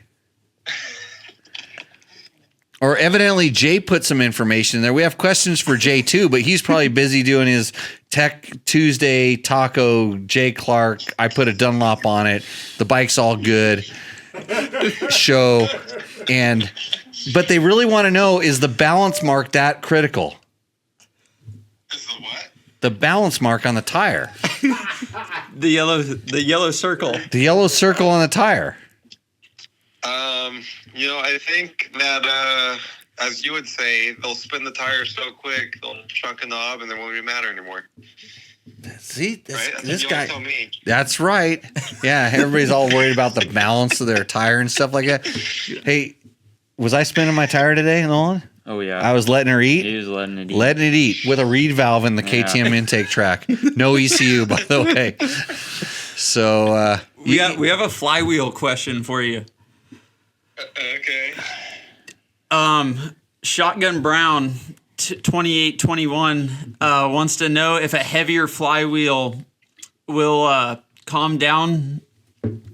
Will calm the throttle down on the YZ250 because it's too damn jumpy. I've never tried one on a YZ250, but I think Scott Hoffman ran one. well, he says if you just get a Tom Morgan racing engine, it's just too jumpy. It's too jumpy? What did you ride this bike, this YZ250 rebuilt one? Yeah. Okay, was it a Tom Morgan engine? No, it's all stock. Well, then what do we? It had like Wiseco, standard piston. Hold on, where's the question about the piston? What about those Racer's Choice pistons? Can I up the compression without putting a head on it and run that sweet-smelling C12? It was a standard compression piston. So Okay. I'm not sure. Well, you better get onto the YouTubes and answer these questions, because Dr. Hug Hackenbush 4-3 says, if it's done right, yep, just as good as new, sometimes better. I did say in the video that sometimes stock is best, and I don't know if Jay liked that or not. Well, okay. So if you took a YZ250 with however many hours this thing had on it, and you rebuilt it with all stock Yamaha parts. By the way, Yamaha is a sponsor of this show. They have a parts department at every Yamaha dealer where you can buy every stock part you need for that YZ250. Probably going back 20 years. Yep. Okay. So if you had a brand new YZ250 or you properly rebuilt a YZ250, which one would you rather have? I did say in the video that I would rather have a new one. The new ones with the updated bodywork and whatnot is better. Okay, so 2000. When did they do the bodywork? 22. 22. Okay, so if you had a 22, you rode the crap out of it, kind of like you ride motorcycles, and then you took it, and you had access to get new piston rings, gaskets, like had the suspension rebuilt. You did it right. You took your time. You weren't doing it like a magazine editor or a dirt bike test, like I get everything for free guy. You did it properly. Your dad wasn't barking at you to try to get it out of the garage so he could work on his bike. None of that stuff. So you did it right. Which would you rather have, brand new or the one that you rebuilt properly? I don't know. That delay is not speaking well to your mechanical skills, Trevor. Okay, if you had Preston rebuilt that for you and you're paying him what's your day at 40 an hour? Yeah, for Trevor, 40 an hour. 40 an hour. So if Preston rebuilt it for you at 40 an hour with the right parts and stuff, would you want a new one or the rebuilt one? If he works on it, will I ride it faster? Is that how that works? Oh, wow. We're actually trying to get to the root cause of this problem. Is a broken chassis better than a brand new one? I would say a chassis with time on it isn't a bad thing a lot of times. Okay, good. We finally agree on something. Unless there's too much time on it. Oh, too much time. Too much time. On an aluminum frame. Yeah. I think the Beta 250 that I raced last year, that had too much time on it when I was done with it. So I would not take that one. Okay, so that's a steel frame, by the way. Yeah. So steel frame, I'll agree with you on steel frames can get too much time on them, but I have a 2005 YZ125 that just gets better every time I ride it. Yeah, I can't argue that. Yeah. Okay, so Bodie 2020, what does he say? Who ones up with these videos? The answer is yes. Unless you do a shit job with shit parts, if you're not trying to get contingency money, it does not matter. And Crazy Rhino says, almost had a seizure trying to read this. Well, you did pretty good, actually. You blasted right through that read. Trevor, did you sign me up for the Blue Crew contingency rewards yet? Because I got third place at a Hare and Hound. That's a big deal. Really? I mean, you got in the podium. I missed the podium because I didn't even know there was a podium thing. Because back in my days, I was hanging out with Preston and Johnny, just back at the Honda JCR pits, talking about how efficient my pit was. Drinking a beer. Was I drinking? Oh yeah, I did have a beer. I had that beer afterwards. Yeah. So I was having a beer and I missed the podium. I didn't know they did it right after the race. Hey, you got to get right down there. It's been a while, 20 years. Yeah. Does Trevor have access to your IG? My Instagram, the dirt bike test one? Yeah. Trevor, Johnny's going to send you something on Instagram. Make sure you post it up. Yeah, collab. Uh-oh. Collab. They're collabing. Okay. What does Aaron Milcellini 1436 say? They really need a counterbalancer and E-start, and they'd be golden. What do you think of that, Trevor? I would love an E-start. And a 6-speed gearbox. And a 6-speed, yes. Dude, you're just going so far away from the whole Blue Crew thing we have going on here. Let's keep it simple with carburetors and no electronics. Just kickstart that thing and go. Jimmy, do you want to know how committed I am to Blue Crew? Yes. I'm Testify. I'm trying to get a YZ85 big wheel to race at NGPC on. That's how committed I am to Blue Crew. Oh, this weekend? No, not this weekend, but at one of the races, I want to race 25 plus on a YZ85. That'd be awesome. Because I love Blue Crew that much. You know, TM makes a full sized 80. It's a 125 with an 80 motor in it. Yeah, I still can't touch the ground.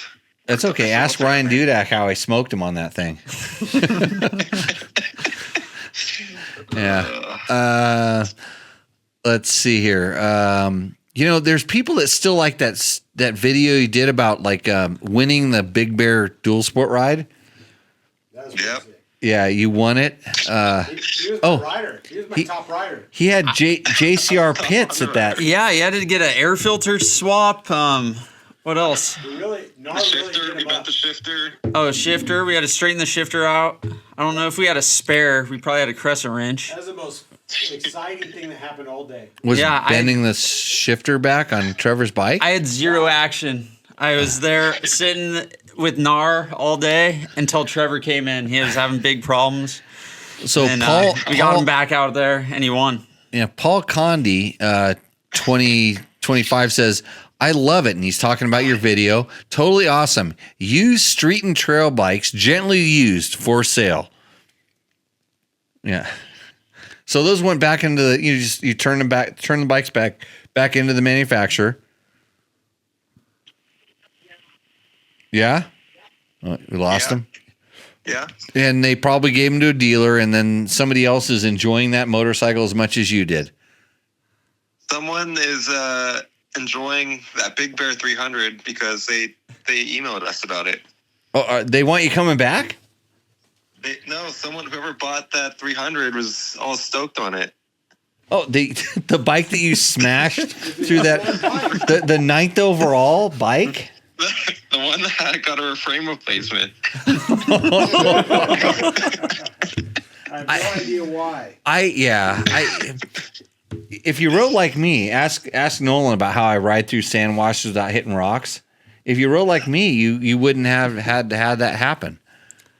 The shifter I bent because I like tipped over, and I don't even know how I bent it. I bent it that way, and then. Well, wait a minute. Let's go back to your legs are too short, and now you're riding a motorcycle that has a low seat height, and you still tipped over. It wasn't the short seat one, so I still couldn't touch very well. Yeah. Okay. Evidently on this, I haven't watched the video yet. Don't Trust Zionism has a comment for us. Says easy on the cold revs. You're gonna seize up the new top end. Jay loves the cold revs. The crispy cold revs. Yeah. Yeah. Hey, don't worry, Southern Utah MX, which Jay's like, they're part of that. Evidently, there's a cult up there in Utah. I don't know what they're called anymore. I forgot. But it says, not as easy as you think it would be. Jay knows what he's doing.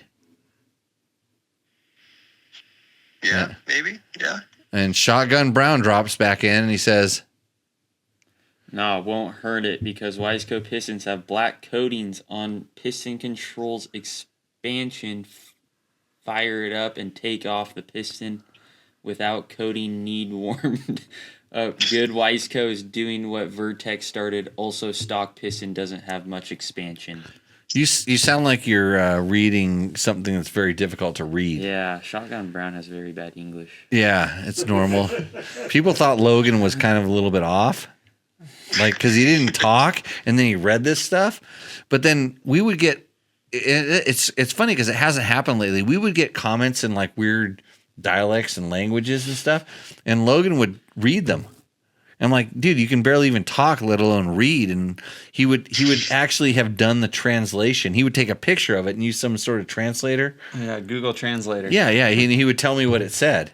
And mostly they're like, "You're a bald old dude. What do I care?" Jimmy No Hair. Yeah, Jimmy No Hair. Yeah, that's what you used to call me, Yeah. Preston. Thank you. I wish I would have actually had more than 10 minutes to prep for this show, because I have pictures of you like laying on the ground on a CRF 150 and doing push-ups next to your CRF 150 because you couldn't start it, and having your dad pull you out of the mud hole because you got stuck. And remember we rode over the top of that car in that sand wash? You rode over the top of the car. I'm pretty sure I just Well, how come watched. you didn't ride over the top of the car? Anybody can do it. Old guy can do it. Jimmy bald hair, whatever it is. So, okay. So now we're going to get to the next thing is, did you see my Today in the Shop, Trevor? Which one is that? It's number 1. It's it's the only one. Yeah. The rock oil, water washable air filter oil. I think I watched that like a year ago. I'm pretty special.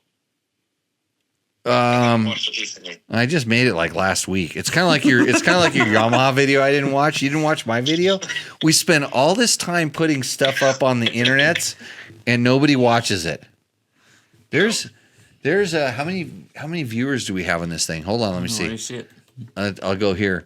49 million people are watching this show right now. San Felipe Bob remembers my push-ups. Yeah, because he was on that ride. Yeah. Trevor, the burning question in Utah right now is, how tall are you? On a good day, like 5'7". Well, so what you should say is 5'6 3/4, so you don't overestimate. I've learned this from a couple of my other short friends. I'm not tall enough. How about that? Yeah. No, like Ricky Carmichael wasn't that tall either. He did okay. Yeah, he's got more talent than I do. He's got more skills. I think his parents just tortured him. Can I talk to your dad right now? He tortured me, but not in that way. Okay, so T Flannel says G-tube throttle tamer to smooth out that super radical rowdy YZ250. I like it super radical and rowdy. Oh, you do like that kind of throttle response. Yeah. So, have you used throttle tamers or throttle tubes? I haven't. I have lately. I have no experience, but I have been seeing a lot of people going to these throttle tamers.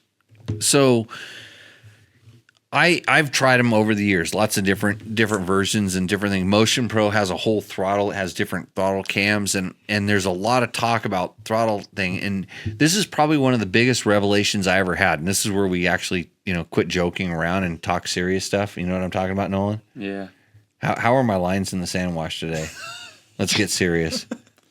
They're okay. Like I literally, like when I made that turn, I pointed it where I went, I let her eat. You let it eat in some spots. Some spots. Okay. On like the end of the wash. You just were sick of riding in my dust all day. I was. Yeah. Okay. So back to the throttle tubes and why this is a big deal. So I thought that maybe taming my throttle or putting different, more mellow throttle cams would help. And when in practice, it made it worse for me, because if a bike was like too gnarly and I put a throttle tamer on it, it seemed like it just changed where it got gnarly, and then I couldn't control it. Does that kind of make sense? Yeah. So the point in wherever the throttle was sensitive, it changed the point, and then because I couldn't change it quick enough, because the throttle cam mellowed it out, I couldn't fix it. It didn't change what the motor was doing. And so I actually found that the more aggressive throttle cam, the one that was called the gnarly one, the quarter turn or whatever it was actually better for me to kind of fix the problem. So it's like, but I didn't learn that until I just took the time to take 4 different throttle cams, put them in a bike that was too gnarly, and try them. And I thought the mellow one would help me out the best, and then the most aggressive one was the best fix for it. So to kind of show you how, a perception like a certain throttle cam you have to know what you're trying to accomplish. Like, should you try to fix it in the power, the tuning of the power, or whatever it is, or can something like a throttle cam fix it? And just going to a mellow throttle cam made it worse because it happened at a different position. And then when I changed what my wrist was doing, even when I took the time to learn what it was, where it was, that it still did the motor did what it did. It was just took more turn of the throttle to fix it. So I guess I have a quick wrist. Make sense? Yeah, makes sense to me. And everybody, are you asleep yet? Preston, you awake? Yeah, Hello? I'm a Montana boy's eyes are looking pretty. I'm going to get them some Montucky cold snacks and see if we can wake these guys back up. So, okay. Well, enough of that. Everybody says lower the center of gravity. Trevor is like his dad, all torso, no legs. I hope not. Well, he didn't go into the brains part because that really hurt your dad. Sorry, Craig. How many free entries can I get at the whatever the race is this weekend? Hey, Trevor, how come you haven't thrown out a Prairie Dogs hit right here? A what? For the Prairie Dogs, the NGPC thing, whatever it is. Yeah, you got to invite Plug. people to the race this weekend. Yeah. Oh yeah, best race of the year. Best. Best race of the year by far, definitely. Best GP of the year. A dirt bike test. Can dirt bike test maybe get a free entry for a guy who's going to write a big article about the whole thing? Are you gonna compare it to another race and say how good it is? Nolan, what do you think? You can talk about how the Prairie Dogs put on the best Grand Prix of the year and just compare it to the Hilltoppers. With that one, obviously sucks. Are you a Hilltopper? No. No. They pulled out of the series. They pulled out of the series? Yeah. They probably got Yeah. thrown out. Nolan's never been to 29 I've never Palms. been. He doesn't know what that Never feels been. like, looks like. You Yeah. missed out. Yeah. So, okay, we're talking about this District 37 thing. Now we're localizing the whole stuff. It's like, you might as well talk about how to dress like a cholo or something like that. Richard Ross says, for lowering gearing, it is better to practice to install a larger sprocket on the rear to keep the chain off the chain guide, as a smaller front would increase the rubbing. And he asked us to say thanks, and we say thank you for that. Do you know much about this, Johnny? Like the chain wheel size things? Yeah. Yeah. It affects how your suspension. Yeah, chain wheel, different size chain wheels. Yeah, so like on Supercross, they liked I don't know about now, but they used to run really big rear sprockets to keep the chain torque from affecting the way the suspension worked. And I don't know where this comment came from. Have we even talked about? Let's say Hilltoppers versus Dirt Diggers. That was fun. So I'll tell you a little story. I don't like to talk about myself much, except for on this podcast. So, have you been to a club versus club field meet? No. No, you haven't. Okay, you've got to do this.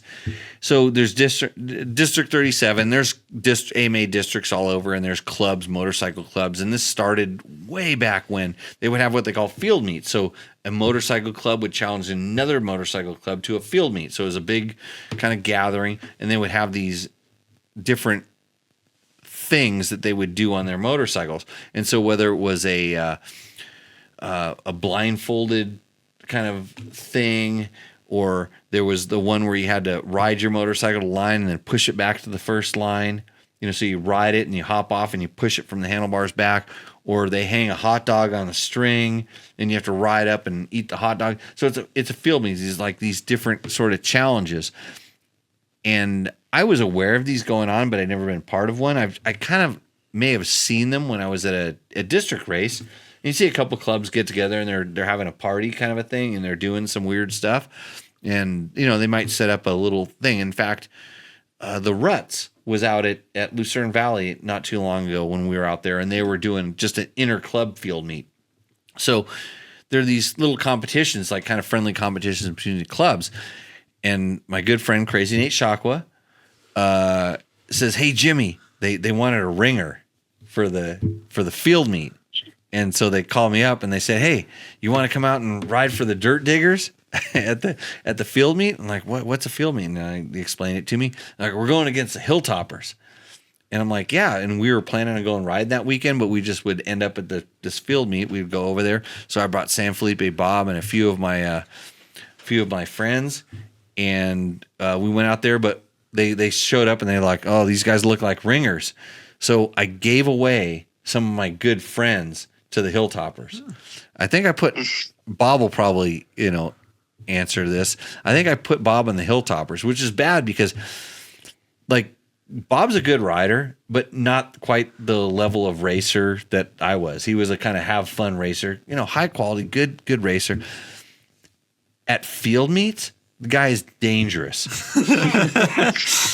because he has that ability to do things that maybe you're not necessarily doing for a regular thing, but it was super fun. And I shouldn't have given Bob away. And He one of was his a other, Hilltopper. he was a Hilltopper. Yeah. So they almost beat us, but thank God I was teamed with the with the Dirt Diggers, and I had Crazy Nate Shakwa as my buddy there. I have a picture someplace of the hardware we took home. Like, and thank God Marlene and Nate's wife, when we had to do the hot dog eating thing, like we doubled up, and she was on the back of the bike. She got the hot dog every time. So yeah. So yeah, good times. Does Prairie Dogs do any field meets there, Trevor? 52,000 people. Yeah. A Christmas party maybe could be a field meet. Lots of alcohol involved. No, you can have that, but that's an alcohol event with a motorcycle club participating. You got to set it up where we go out to some place and you have a place where you can have a field meet. We'll get the dirt bike test team to take on the Prairie Dogs. I was a Prairie Dog for a day. Oh, Craig made me wear a Prairie Dogs jersey at the Enduro Cross when they had a District 37 class. Yeah, I remember that. I have a photo of it somewhere. Yeah. So good times. Hey, if you're ever around a some sort of thing where you can kind of do a field meet, those are good times. I mean, it's motorcycles, it's good people, and super super fun. So let's see. Let's go back to our. We're losing viewers. Yeah, Trevor, you canceled all of our viewers and stuff like that. It's all your fault. Let's see. Okay, so here's the thing. So I got a text from Chris Parker at Rottweiler because I did that nice promotion. So if you want to learn how to clean an air filter, the easiest way possible, go to our YouTube videos, check out the Today in the Shop air filter cleaning magic. Did you see this one yet, Trevor? Apparently I haven't. Well, I mean, I thought I was trying to be educational. So anyways, Rottweiler is going to give you a discount. There's a discount code at the end. It's for the Rock Oil water washable air filter oil. In fact, we have no affiliation with Rock Oil, but this is something I've been using for a long time. Have you ever seen me clean a filter with this stuff? I have not. No, well, you should watch the video. That's why I put it up there. I'll have to go on Dirt Bike Test tonight. Yeah, go to Dirt Bike Test and watch the video. Anyways, so I got a message. He said, nobody used the discount code yet. Out of our 42 million listeners right now, like, go use it. It's 10%, but it's a $14 can, so you're going to get $1.40 off. I mean, come on. It's showing support for this channel. So anyways, this guy, TJ 20003, says T7J. What does he say? Sold. I'll order some now. P.S. As I learned the hard way, always ask yourself, WWJD, what would Jimmy do? Don't think you know better. Just do it.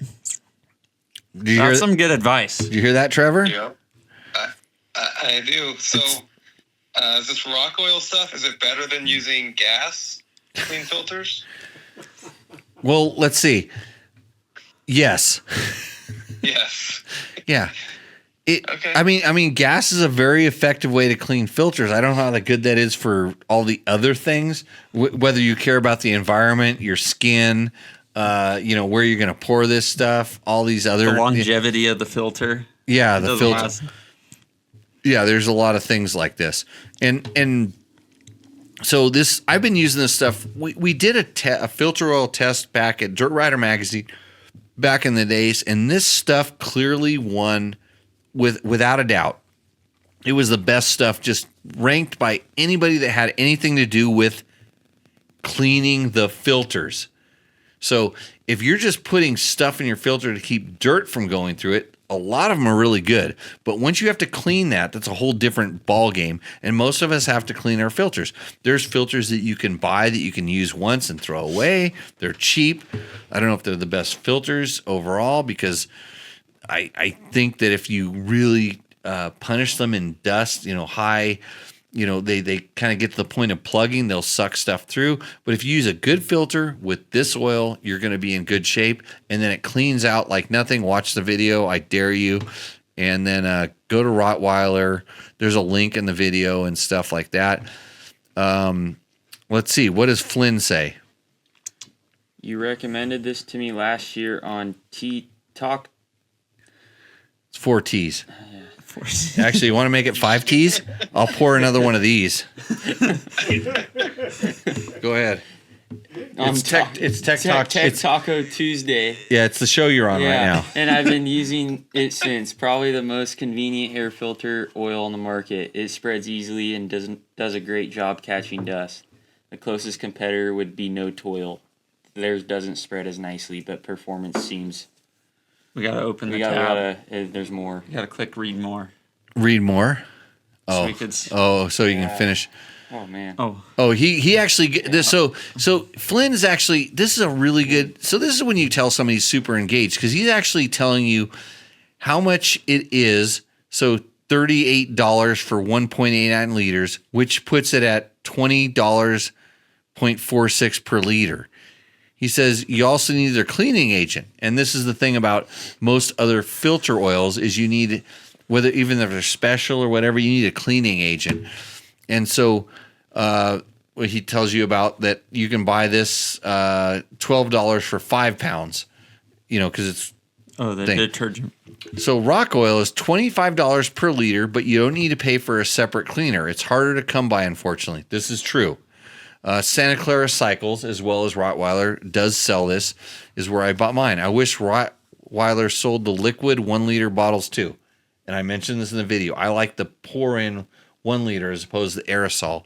And if you people, all you 42 million people that are listening to this thing, would just go to Rottweiler and order a can of the aerosol and put in your comments, I wish you had the pour in. That I guarantee you they get the pour in. And then the amount of money we would receive. Trevor, where are we going on our cruise to? Costa Rica. Oh, do you still have some affiliation with that tour company? Is that what you're trying to hint at there? No, but I'm still waiting on the trip. the trip.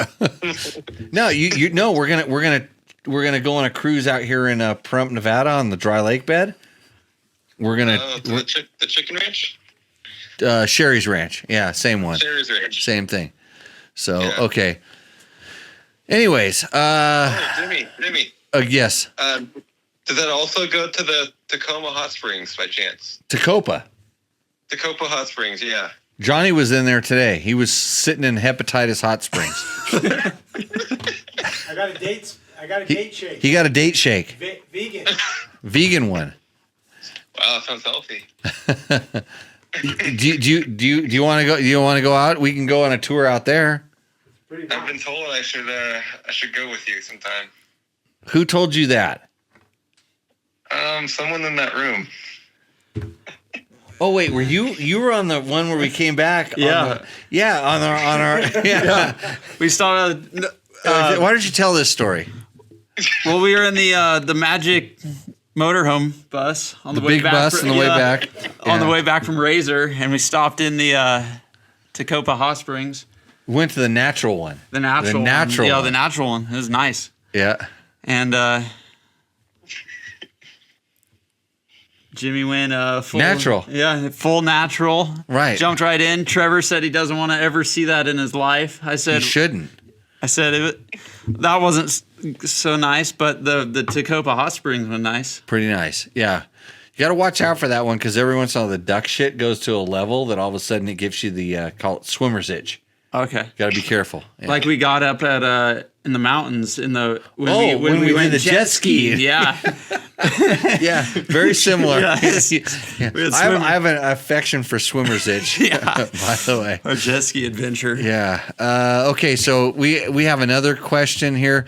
Hey, if you have a question right now that's burning your pants off, call 775-990-8557. And this phone that I have on the desk will ring. We'll hang up on Trevor. I'll plug you into this damn show, and you can answer it if you can remember that. I'll tell it one more time because I know you're trying to write it down. Or does anybody write anything down anymore? I write down my groceries. Right. Okay. 775-990-8550 is the Tech Talk Taco Tuesday hotline. We used to call it the Seat Concepts Hot Seat Hotline, but we lost that sponsorship, and I'm going to bring it back because Trevor didn't do his job. Trevor was supposed to nourish that hotline, but Jeff Groffo has a really important question. Hey Jimmy, I just picked up a 2004 CRF 250X for my 16-year-old son. Bike is pretty decent shape. Only issue is I'm noticing is that it will not shift into fourth gear. Wonder where I should start with attempting to fix it. Change gear oil, change clutch, open up the transmission, see what I find. Hoping you can guide me in the right direction. So you guys have experience with that bike, CRF 250X. I have two of them. What do you think when you hear that? Like bike won't shift into fourth, and so I have a follow-up email from this guy because I gave him my information back. But what would you say? Maybe the Transmission. shift forks. Bent shift forks. So he that open up the transmission, see what I find. I basically replied back and I said, it's not looking good. You're down to the, changing the gear oil and changing the clutch is not going to fix this problem. But here's where you don't get the full story on this. So I said bent shift forks, or maybe there's something else that went wrong that's causing the shift drum to be binding up. There's a piece of junk in there, but it's all bad. Once you're talking about transmission problems not shifting, it's bad. So I kind of just said, let me know what you find out, whatever, because I suggested the easiest thing to do would be to change the gear oil, like take the gear oil out of it, pour it in a thing, examine it, see if there's any metal flakes. And if you have the opportunity to have a metal or a magnetic drain plug, get a magnetic drain plug, put it back in there, put new fluid in there, and try it again. And then with the bike on a stand or someplace where you're not riding it, run it through the transmission and see if without a load you can run it through the transmission and get it to do its thing. See if it will shift into the next gear. And then if it does or doesn't, whatever, drain the oil out again and look at that magnetic drain plug or look at the oil again and see if pieces come out, because it's kind of one of those things where there could be a problem. And I'm trying to do the simplest, the least expensive, the most logical steps at this point. Do this. So I told him to do that, and then let me know what you see, because right away we all went bent shift fork. Because that happens on motorcycles when they're misshifted. Doesn't matter the bike. This doesn't have anything to do with being a whatever it is. This is what I would do no matter the bike. The good thing about the Honda in this case is it's a separate transmission. Yeah. Yeah, so Honda at that point had a separate transmission and motor oil. So it's like a two-stroke where your transmission gear oil is there, because the reason for that design was so that if there was a transmission problem, it didn't go up, and you could use the better fluid in the transmission. And if there was a problem in the transmission, it didn't go into the rest of the motor like a normal, typical motorcycle motor would. So anyways, so I said, hey, it's transmission, run this through this, do this thing. And he got back to me and said, and I wish I had the exact email right now in front of me because I could quote it better. But he said that he found that it was the clutch, his clutch adjustment. And what was happening is the bike was slipping so bad. And this is where, like, I need to do a whole deep dive on this particular thing. His clutch was slipping so bad that it pulled in first, second, and third gear. But when he clicked a fourth, it would slip so bad that it would heat up or it wouldn't shift any longer. So, yeah, you not only do you need to change the gear oil and the clutch, your clutch adjustment is so far out that it's allowing this to happen. And as the bike heats up, it gets worse and all this other thing. So it was a clutch. There wasn't enough pressure on the clutch, and generally on a Honda, since it's a cable clutch, that it heated up and then it tightened up and it was slipping. So this is where we didn't get enough context in the original thing. And so hopefully Jeff's listening to this show and he now knows that he should stop riding that motorcycle. He said, hey, I don't remember what he said, but it was like, yeah, it was the clutch. And I'm like, well, no, that's bad. So I have one comment on that. It's kind of easy. Johnny Campbell with a comment on this. Is even though it's happening in one gear, so this may not apply, but always check to make sure your shifter is tight. Yeah, okay, so Johnny's telling us right now, because he's in the peanut gallery right now, to make sure your shifter, the shifter is tight on the shaft. Because I've seen those get loose and wiggle. And even if it's worn out. Yep. Yeah, tighten that thing up, because I've actually seen people like shift and knock it a whole notch up, like on the index or on the shift shaft, and then it's just not allowing it to shift all the way, and so the dogs don't engage it. That's a good tip as well. I mean, I've seen some people have their shifter placed so high, they're like, I can't get this bike to upshift. And their shifter's so high, they're actually not touching with pull their foot off the foot peg to shift up. Like a trials bike. Yeah. It's way out in left field, like by design, so you don't bump it. Yeah. But sorry. no, that was good. And this is the kind of thing we do in the show, is try to solve people's problems, let you know what it is. But that's the this question was for me, but I'm gonna ask you guys. So replace my name with your name, Nolan. Nolan, what is your definition of off-road? I don't know. Let's, like, somebody says, hey, Nolan, what do you do? And they're like, you're going to experience this in your life. You're going to be out with got a girlfriend? No girlfriend? No girlfriend. Oh, he's available. So Trevor knows this. He's always available. So you're out at a let's say your parents drag you to some party or something like that, and so, you ride Harleys. Because they know you ride motorcycles, but they say, you ride Harleys. Right? No. Oh. No. So this is, I'm just prepping you. I'm helping. This is how I help the younger generation. They don't know that you're not out doing either backflips off of ramps, doing all the crazy jumps in the Supercross, that you just actually ride and race your dirt bikes, out in the environment.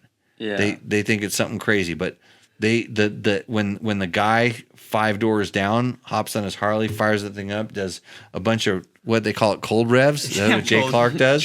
Some cold revs, and then every time he shifts, he just revs it out to hell. That's you. So you ride off road. So here's my question: what is off road? Off road's like trails. Anything that's not, or like dirt 2-track. I don't know. It's hard to explain. A lot of variables in off road.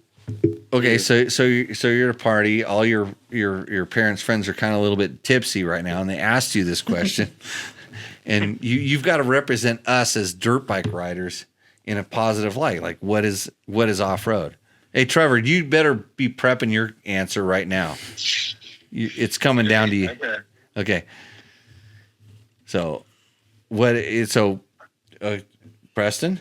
Off road to me is like anything out in the like environment or nature, like riding in the desert, the mountains, hare scrambles, desert racing, anything like that. Anything you're off road. you're going cross country, like cross country or enduro style of riding is off road. Yeah, because you and this the reason I pose this question to you guys is that a lot of times, people that ask this question like, oh, so you ride off road, they don't know what that means, and so my question is, off road is anytime you're in a limited traction situation, but they don't even know what that means. Like how do you explain it? It's like, well, I take my motorcycle and I go ride, here or there. Yeah, Sometimes it takes some explanation because you're dealing with someone like, do you appreciate classical music?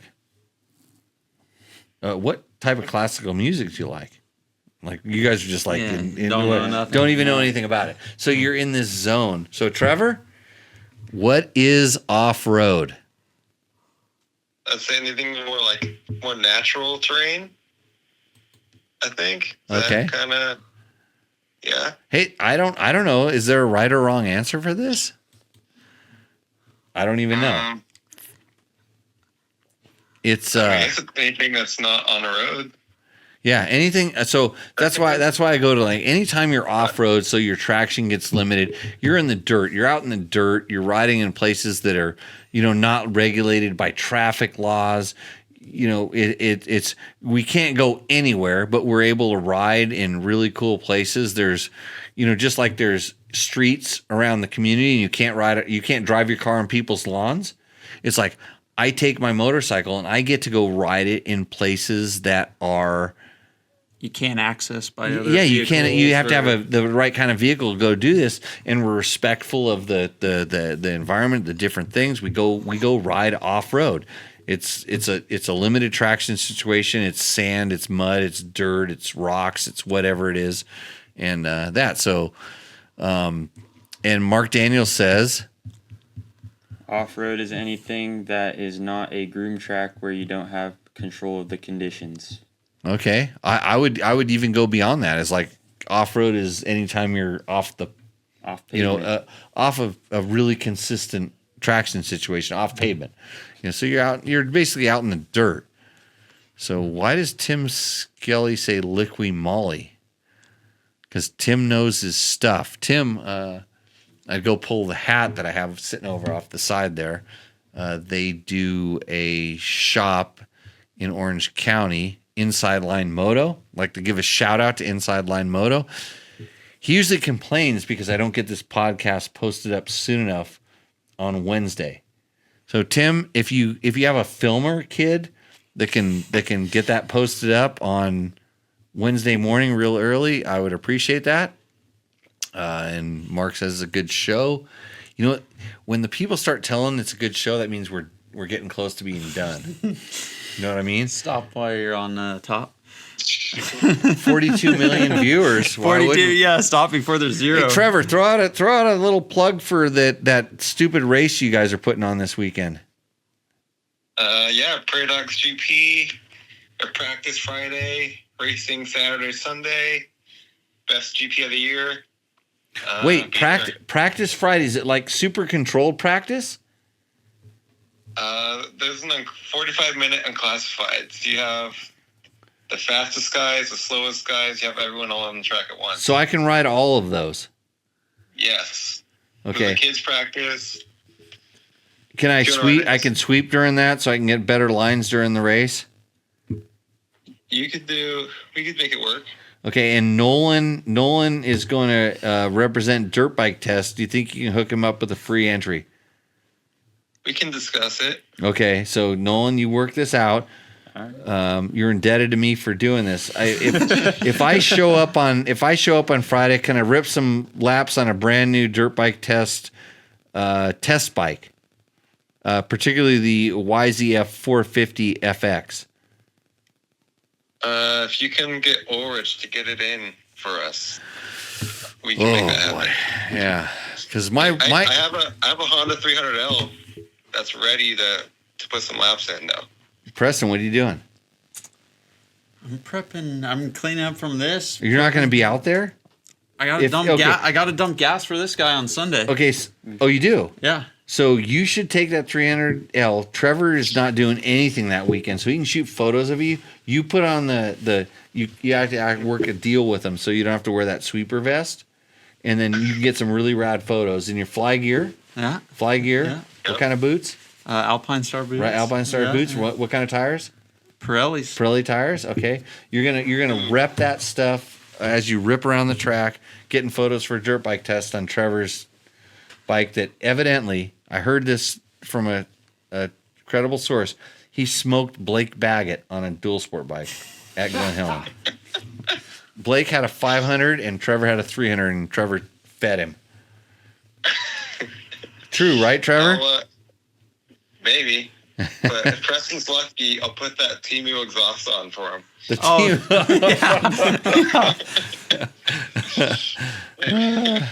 I'll Perfect. get the thing race ready. Yeah. Yeah. So, anyways, anything else you guys have to talk about other than the lines I was taking in the sand washes today? No, really don't want to talk about this. Do we want to talk about the rally training? You know, that whole chart of stuff. The Jimbo program. You show up, you drive out to Jimbo's. You don't even bring a bike, so you got to make a 2-hour detour to go get your bike. Rally bikes show up at my friends' houses. Like, it's amazing. You never know where, like, Ricky Baybeck is going to leave you a rally bike. They're like It's a mystery. Yeah, Easter eggs.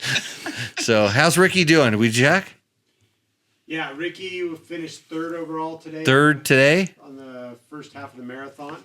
Right. And he's currently fourth overall, about 2.5 minutes out of the lead. So, yeah. So, the Abu Dhabi or just Dubai? Abu Dhabi Desert Challenge, yeah. So there's actually a rally going on right now. We're kind of keeping a little bit of an eye on it and checking things out. So this is what we do on Tech Talk Taco Tuesday. Hey, I'd like to thank everybody. You got my the money that George sends you for wearing that sticker. Half of it is mine. Okay, just want you to know this. Royalties. So, hey, check out Today in the Shop. Check out our videos on the YouTubes. Like, subscribe, flush us down the toilet, just like everything on social media. And with that, we're going to shut this thing down. And it's a good time to call it a night. Thank you, Mark Daniels. You're exactly right, and we appreciate everybody for tuning in. We're going to give you a thing. That's thumbs up. Come on, there we go. We'll see you out on the trail. Cheers, everybody. If you liked what you saw in this video, come check us out over at dirtbiketest.com on the webs. We have bike tests, product tests, a lot of fresh dirt, and you can even support us by clicking through our links. Hopefully, we'll see you out in the trail.